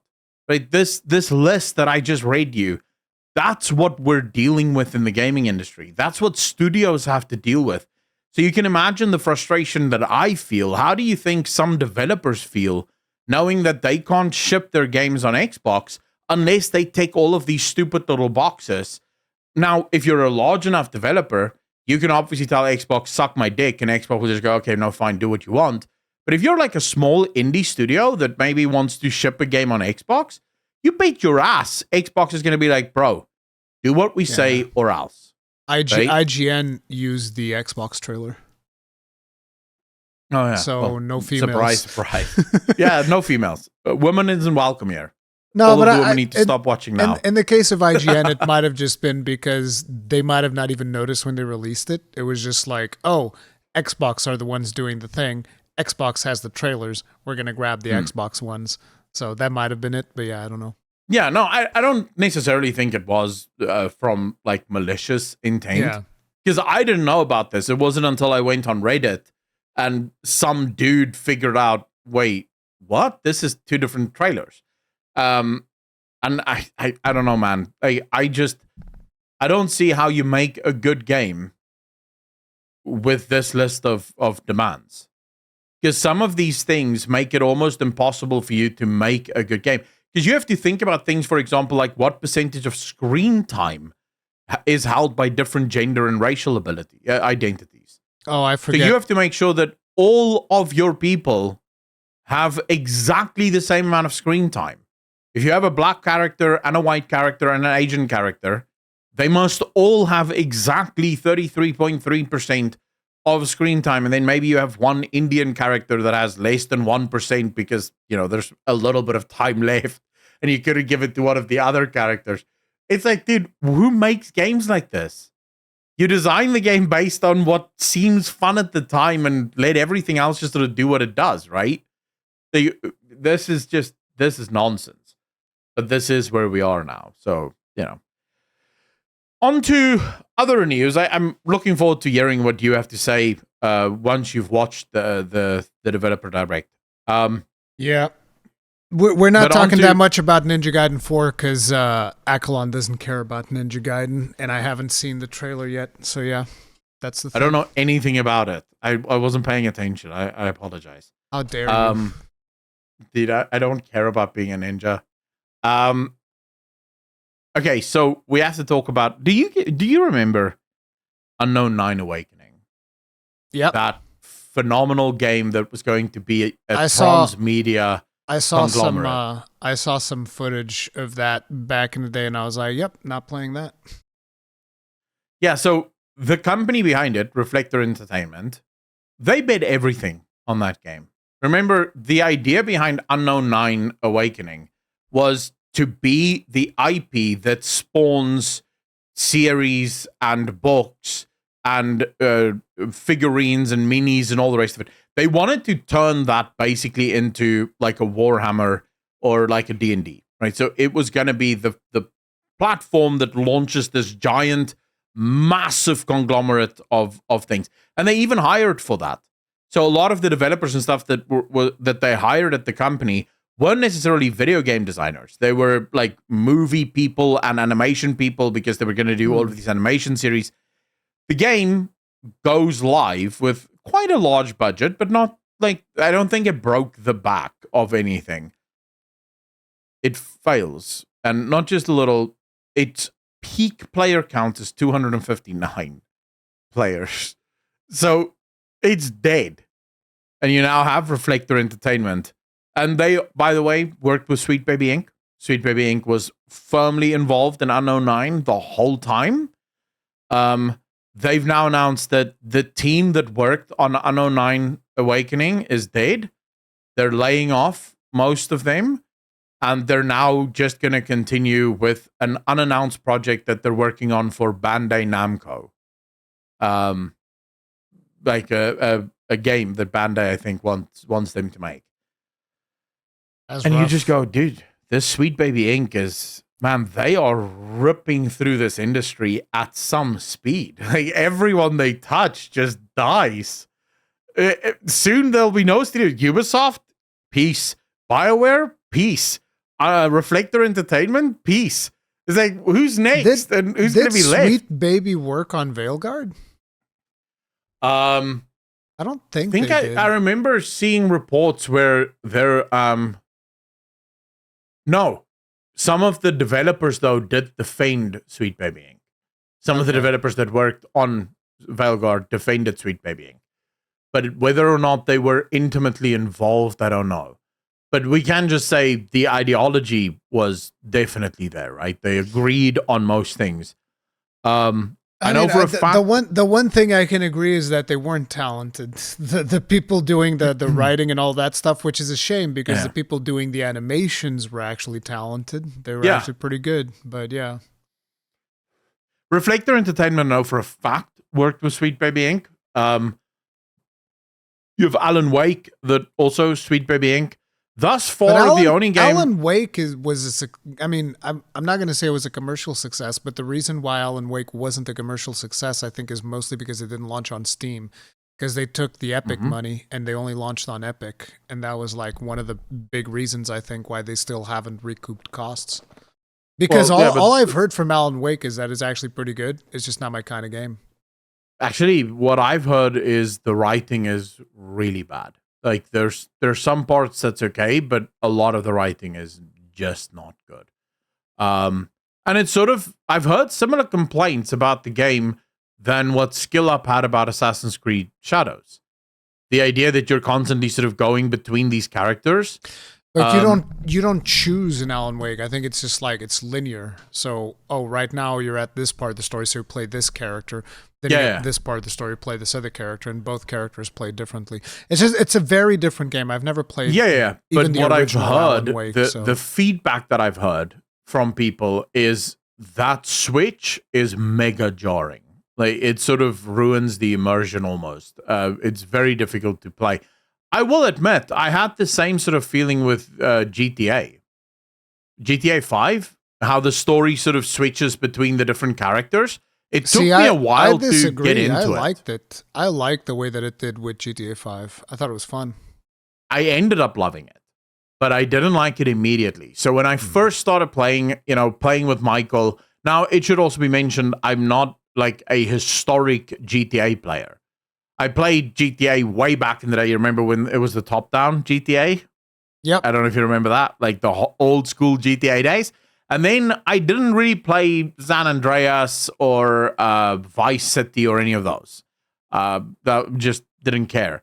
And then I don't even know why I got GTA 5, but I decided to buy it, and it was in my library for probably 2 years before I finally installed it and played it. And, I played with Mike, and I was like, oh, this is really cool. And then suddenly it's like switch over to another character. I'm like, what the hell is this? Michael's my character. I'm already playing with him. But then you fall in love with, what's the trailer park, dude? Trevor. And then the two people I enjoyed the most was the what's his name? Lamar. Lamar and his friend. Dude, I could not stop laughing when you're driving with them. Their banter is sick. It's like next level banter. So I fell in love with it, but initially it was very jarring for me, right? Because I didn't expect that I'm going to play with multiple different characters. So I've heard that feedback from Alan Wake too. But fundamentally, Sweet Baby Inc. at the moment has a reputation for basically only one game that they've made relatively successful, which is Spider-Man. And Spider-Man would always have been successful because it's Spider-Man. It's Spider-Man. Yeah.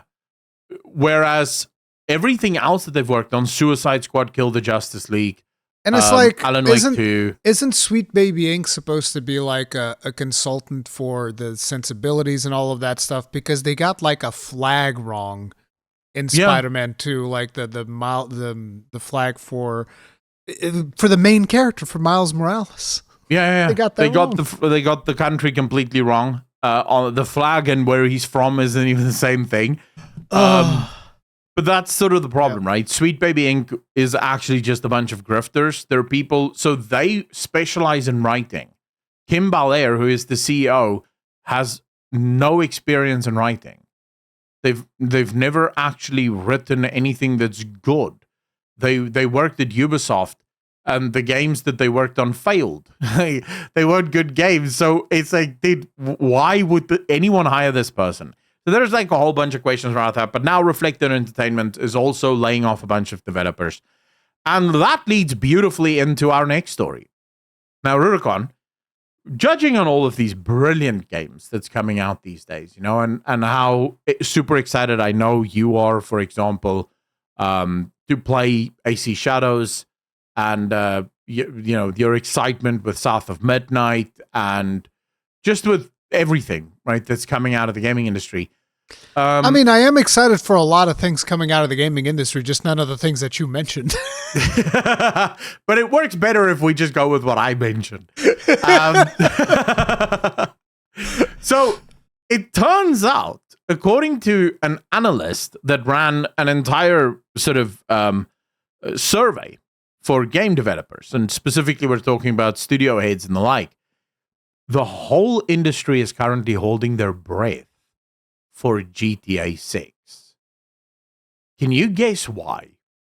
Yeah, I've heard about this. I've seen some story that there's a lot of people that are hopeful that GTA 6 is going to push for the $100 price tag, which is just completely and absolutely ridiculous, because basically what the industry is doing is, hey, listen, guys, we're being very irresponsible with our spending. Like, we're being really irresponsible with our spending, and we want you to pay for it. Yeah. Like, we don't want to cut back on our spending. Yeah. We want to spend as much, but can you guys maybe just pay a little bit more? Just give us more money, okay? Just give us more money. Like, more money now, please. That's it. And it's like, the worst part for me is whenever they start talking about this $100 thing for GTA, I'm like, so wait a minute. You're talking about the game that's going to have the new version of GTA Online, that's going to nickel and dime people with the aptly named shark cards. Yep. Get the fuck out of here, bro. Just look, exit stage left and get the fuck out. All of you irresponsible fucks that are focusing on all of these things that don't matter. Like, oh man, we need fucking 10K textures, bro. We need like a million different artists working on these 8K textures for our video game. 16 times the detail. And then it's like, but what about the animation quality? No, fuck all that. We don't care about animation quality. Just give us the textures. And it's like, you are so moronically inept. And the worst part is the other thing. It's not even the worst part, because I'm just going to be saying worse and worse things. But the point is, technology that we have right now, that, GPUs and shit, they're not even rendering the actual stuff that's on screen. They're rendering AI upscaled versions or whatever the fuck the developers are working on nowadays, where all of this money that they're spending on these fucking giga textures that they're working on, right, is completely fucking wasted because shit just looks worse than it did 10 fucking years ago because everything is upscaled and the frames are generated and it's not actual frame. It's so absolutely ridiculous. And then they have the gall to be like, hey, listen, we're being very irresponsible with the way that we're utilizing our resources. So could you give us more money for a product that looks worse than shit that came out 10 years ago? Fuck you. That's what I have to say to that. I don't want to start a topic here, but I will say, so Naomi, you don't have to, because this is just part of the bigger conversation. But Nvidia's newest card, $2,000 MSRP, on actual rasterization, so actually rendering normal frames without bullshit, it is a 20 to a 25% uplift on the previous generation, which is normal. That's how every card works. Except this one is double the price. It's not. And before double. you go, it's not. It's 500 more. Yeah, it's not going to be 1,500. Yeah, that's the thing. Yeah, of course, it's not going to be. It's like that's what I always tell people because people are like, well, 2,000 doesn't seem too bad, and I was like, yeah, when that thing gets to Portugal, for instance, it's going to be like 5,000. Like, just $5,000 for this. You know, it's like I said when it was initially announced, I was like, oh yeah, dude, the 5090, it's gonna be $5,000. It makes sense. It's a 5 and a 5. It's $5,000. That's what's gonna happen. I mean, 5,000 euros. Sell my body for 6 if that game actually sells, or that graphics card actually sells for 1.5. I will sell my body for 6. It's not 1.5. It's 1.9. That's the MSRP. Oh, yeah, $199. It will not. 120% it won't. It's going to release grossly overpriced, disgustingly overpriced, like NVIDIA likes to do. And to be honest, I'm just going to say it, and I know that people are going to get upset, but NVIDIA fanboys made this. It is what it is. You guys want to keep giving all your money to NVIDIA, and I know AMD ain't perfect, but it's like, you guys aren't even trying. It's just like, no, all my money goes to NVIDIA. Okay, there you go. Keep giving them all of their money, and this is what you keep getting. I do blame the consumer, but I also blame AMD and Intel here. Yeah, absolutely. They've also dropped the ball. They fucking suck. AMD completely stepped out of the high end. They just do mid-end and not even just stepped out of it, but they're also just getting worse and worse at their drivers. Like I told you, for 2 whole driver updates, which for NVIDIA, and I know that for NVIDIA users, that's like 5 minutes, but for AMD users, that's like a lot. Months. It's several months. Yeah, for 2 whole driver updates, Monster Hunter World just didn't work. Just didn't fucking work. Yeah, fuck you. It's like, no, it's stupid. It's dumb. Yeah, but problem. So they've dropped the ball there, but then they're also just not in the high-end conversation. Yeah. And Intel, their newest cards are actually decently good for budget PCs. Yeah. Which, again, is not where I want to buy. Yep. I'm not necessarily interested in a 90 series, but I also don't want to buy the 70 series because I do want to buy for future-proofing. So if I'm going to buy something, I want like the 5080 because I know I'm going to have that for the next 4 or 5 years. Right? And then you do get your sort of enthusiasts that want the 90 series. Where is AMD and Intel in that conversation? So NVIDIA can charge whatever they want because there's literally zero competition. Yeah. No one's competing in that market. So but back to the main thing that we're talking about, the $100 for games. I just don't I for starters, I don't even care about GTA, to be quite frank. And I know that's like a weird take because it's such a popular thing, but like I just don't care. It's just not my game, so it's whatever, really. But if they do try to set a standard for $100 games, that is going to be a problem because a lot of people are just not going to buy it. You're going to price people out. Like it's just not going to happen.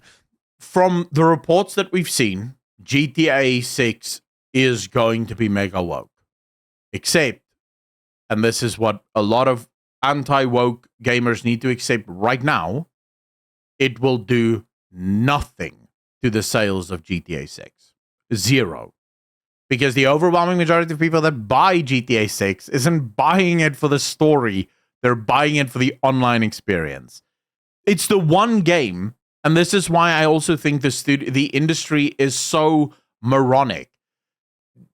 Rockstar can literally do whatever the hell they want with GTA. As long as there is an online version of that game, it'll sell. If they charge $150 for it, it'll sell. The people will buy it because, and I've already had people justify it. They're like, it'll be worth it because it's so much better than everything else in the industry. I'm like, no, it's not. Mm-hmm. Well, you guys just play your one game, like that's it. And I get it. That's fine if you want to buy it, but don't try to justify it. No, but what I will justify is if you look at people that have been playing GTA 5, they got almost 10 years of enjoyment out of that game. Yep. To that effect, $150 for the base game isn't a lot of money, right? Because you got nearly 10 years worth of enjoyment out of this one game. I said this yesterday during my stream. If you were to ask me, Akko, how much would you have paid knowing everything you know now for Mass Effect 1, 2, and 3? I would probably say, well, $100 doesn't seem too much for me because I got hundreds of hours of enjoyment out of this game, and I'm going to get hundreds of hours more out of this game because I love the game, right? Now, GTA is even bigger than that. So what the industry doesn't seem to understand is they're all looking to GTA and going, do it, bro, so we can do it too. It's like, bitch, I don't want to buy AC Shadows for 60. I'm not buying it for 100. You can suck my pee-pee. I'm not even buying it for 30. What are you talking about? You're looking at them and hoping you can price increase. You're not GTA. Like, that's just not going to work. Like, I don't know what you're trying to achieve here. They're just thinking about it wrong because what we've seen is that a lot of games that have found success is ones that actually price themselves lower and hit that that AA sweet spot instead. Go for that $40, $50 mark. That's where real profit is to be had. If you budget appropriately, rather than blow all of your money in worthless bullshit that nobody gives a shit about, you will actually see a lot of success in the industry by just pricing yourself accordingly. But no, people are just like, no, we need more money now, more money more. It's like, well, okay, good luck. But you see, that's the thing that the industry is so stupid about. It's not a secret that the overwhelming majority of games that sell into the 50, 60 million mark, right? So we're looking at not a lot of games, but we are looking at things like Witcher. Cyberpunk is starting to approach that now. Rust, Minecraft's obviously way past that, but Minecraft doesn't count. You don't even discuss that game. It's just whatever that game is, no one knows, no one cares. It does its own thing. It's Lego for grown-ups, and it's great. That game is unkillable. No one competes with that game. But the secret behind those games and the reason they're able to sell the millions of copies that they do is sales. They are constantly on sale. And people pick them up because most people don't mind spending 40 buckaroos on a video game. 40 buckaroos is easy. Once you get to 60, 70, that becomes a bit of an for sale. Yeah, it's a tougher sell. Is this going to be a good game? Am I actually going to enjoy this game? I don't know. For $40, I'm not asking too many questions. That's just the game. I'll buy it. Let's see if I like it.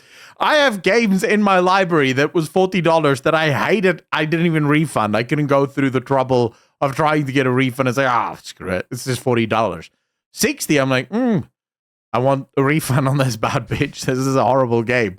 Right? So 60 is a bit of a mental blockade because technically the difference between 40 and 60 isn't that large. Although now 60 isn't even the standard. 70 is the standard. 70 is the standard now, right? And I do think what's going to happen is... You know what game I gave $100 to? Yeah? Path of Exile 2. You know how much that game costs? Yeah, you did. 30. You know, actually, you know how much that game costs? It's free. It's just right now you got to play 30 if you want to get in on it. But it's going to be free next year. And that game I gave $100 to, and I've definitely gotten that value out of it.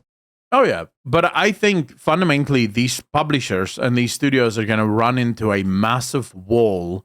And on the wall is going to be written in crayon, "You were not GTA."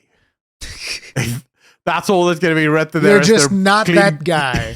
Yeah, you're not that guy. There's the door. The $30 on top of it. Go.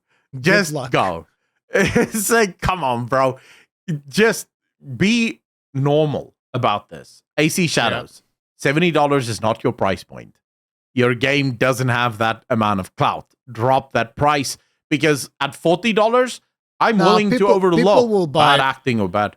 People will buy Shadows at 70. Like, no, Assassin's Creed has a dedicated fan base. True. Yeah, but we'll see. Yeah.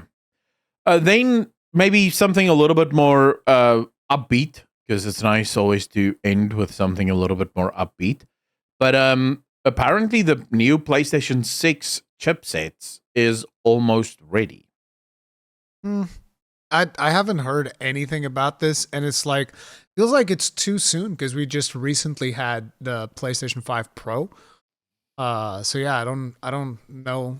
I feel like this console cycle has been a little bit faster than usual, but it's also because I feel like I hopped off the console cycle. I'm just like, yep, I'm just gonna do PC because you guys just want to do digital distribution, and Steam is the best digital distribution platform. So good luck. Yeah, it's like that's kind of the way that I feel. Consoles right now, it's mostly like, oh yeah, I want to jump in on Switch too, because Nintendo's got some sweet games that I want to play, but. Yeah, that's about it. My guess, because the rumors are pretty thin, but my guess is this is because remember the AMD chip that is designed for the PlayStation is that one that has the graphics and it's an CPU on one. It's an APU. Yeah. But it is super powerful. So the idea is that this thing can do. It's almost ARM level of like power that they're trying to fit into these chips. So. My gut feel is the design for the next chip is basically ready. It's not yet into production. It's not even into mass production yet. So probably another year and a half, 2 years before we start hearing like about the actual console for 6. But it does appear like the chip is basically ready. So they have a final design on the chip at least. So that's another thing that's going to drive up prices of silicon very quickly. And then you're going to get the 6090, and that's going to be 4,000 MSRP. Oh, yeah, I can't wait. It's going to be so retailing good. at $12,000 a graphics card. I'm just happy that so far the 7900 XTX has been treating me right, and it didn't completely break the bank when I bought it, which was not too far off of when it got released. Other than the two bad driver sessions that I just had, it's been pretty good. It's been doing good on games, so can't really complain too much. Except obviously Unreal 5 games, which all have piss poor optimization to begin with. Yeah, everybody likes Unreal for some goddamn reason. I'm hopeful that because the next graphics cards for AMD is about to be announced soon-ish, I think. So hopefully they. But again, they're not competing in the top end.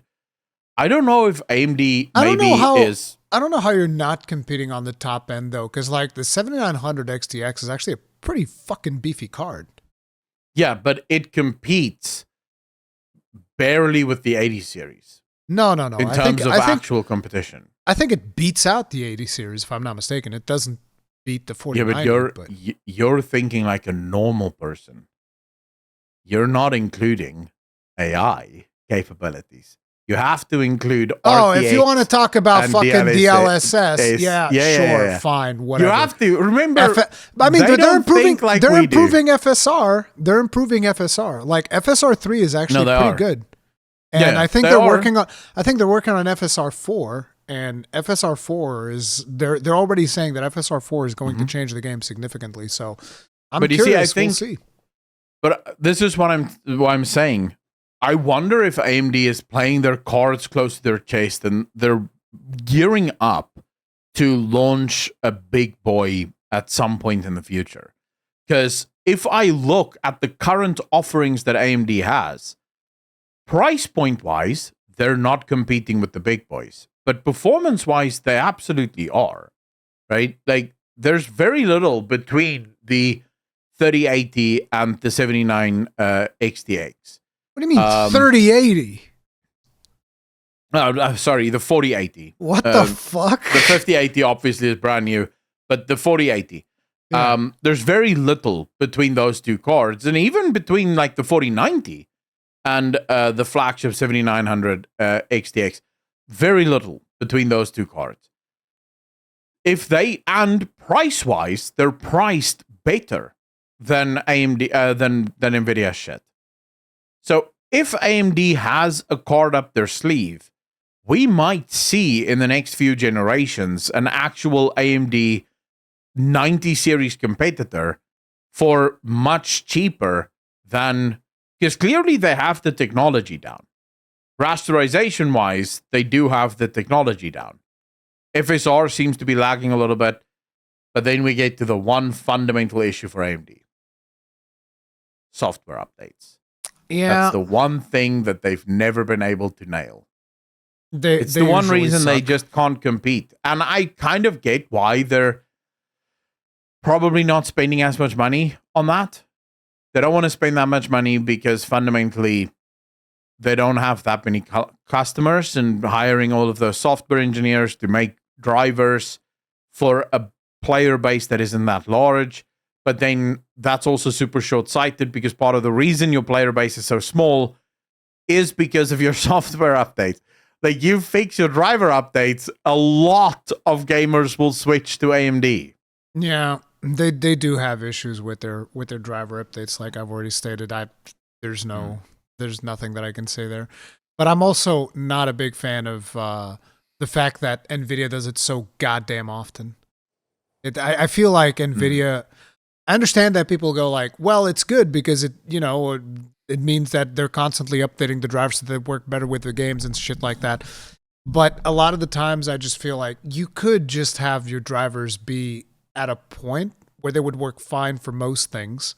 And then it's like, if you feel the need to do it, you can do it. But I don't know, it feels like it's too frequent. And I've had in the past situations where they straight up fucking destroyed my card for like a couple of hours. Had to like reset back to old drivers as well. So yeah, I've had issues with their drivers as well, but yeah, not nearly as much as you have with AMD. No, I mean, it is true. NVIDIA isn't perfect, but they're perfect compared to AMD. Yeah. And I would love to see that change. But then again, you guys don't come to us for tech news. You have Steve from Gamers Nexus and Linus fighting each other at the moment again. So you guys can enjoy that. This is like the second time they've done that, right? Yeah, because Linus once again poked it. It's so funny. On Reddit, there's these videos going around, AI generated, of Zoolander, right? Where they go Linus poking the bear once again, and Linus is Zoolander looking sort of worried. And then Steve from Gamers Nexus is the other guy played by Owen Wilson. Yeah, walking and just looking angrily at Linus as he's walking past.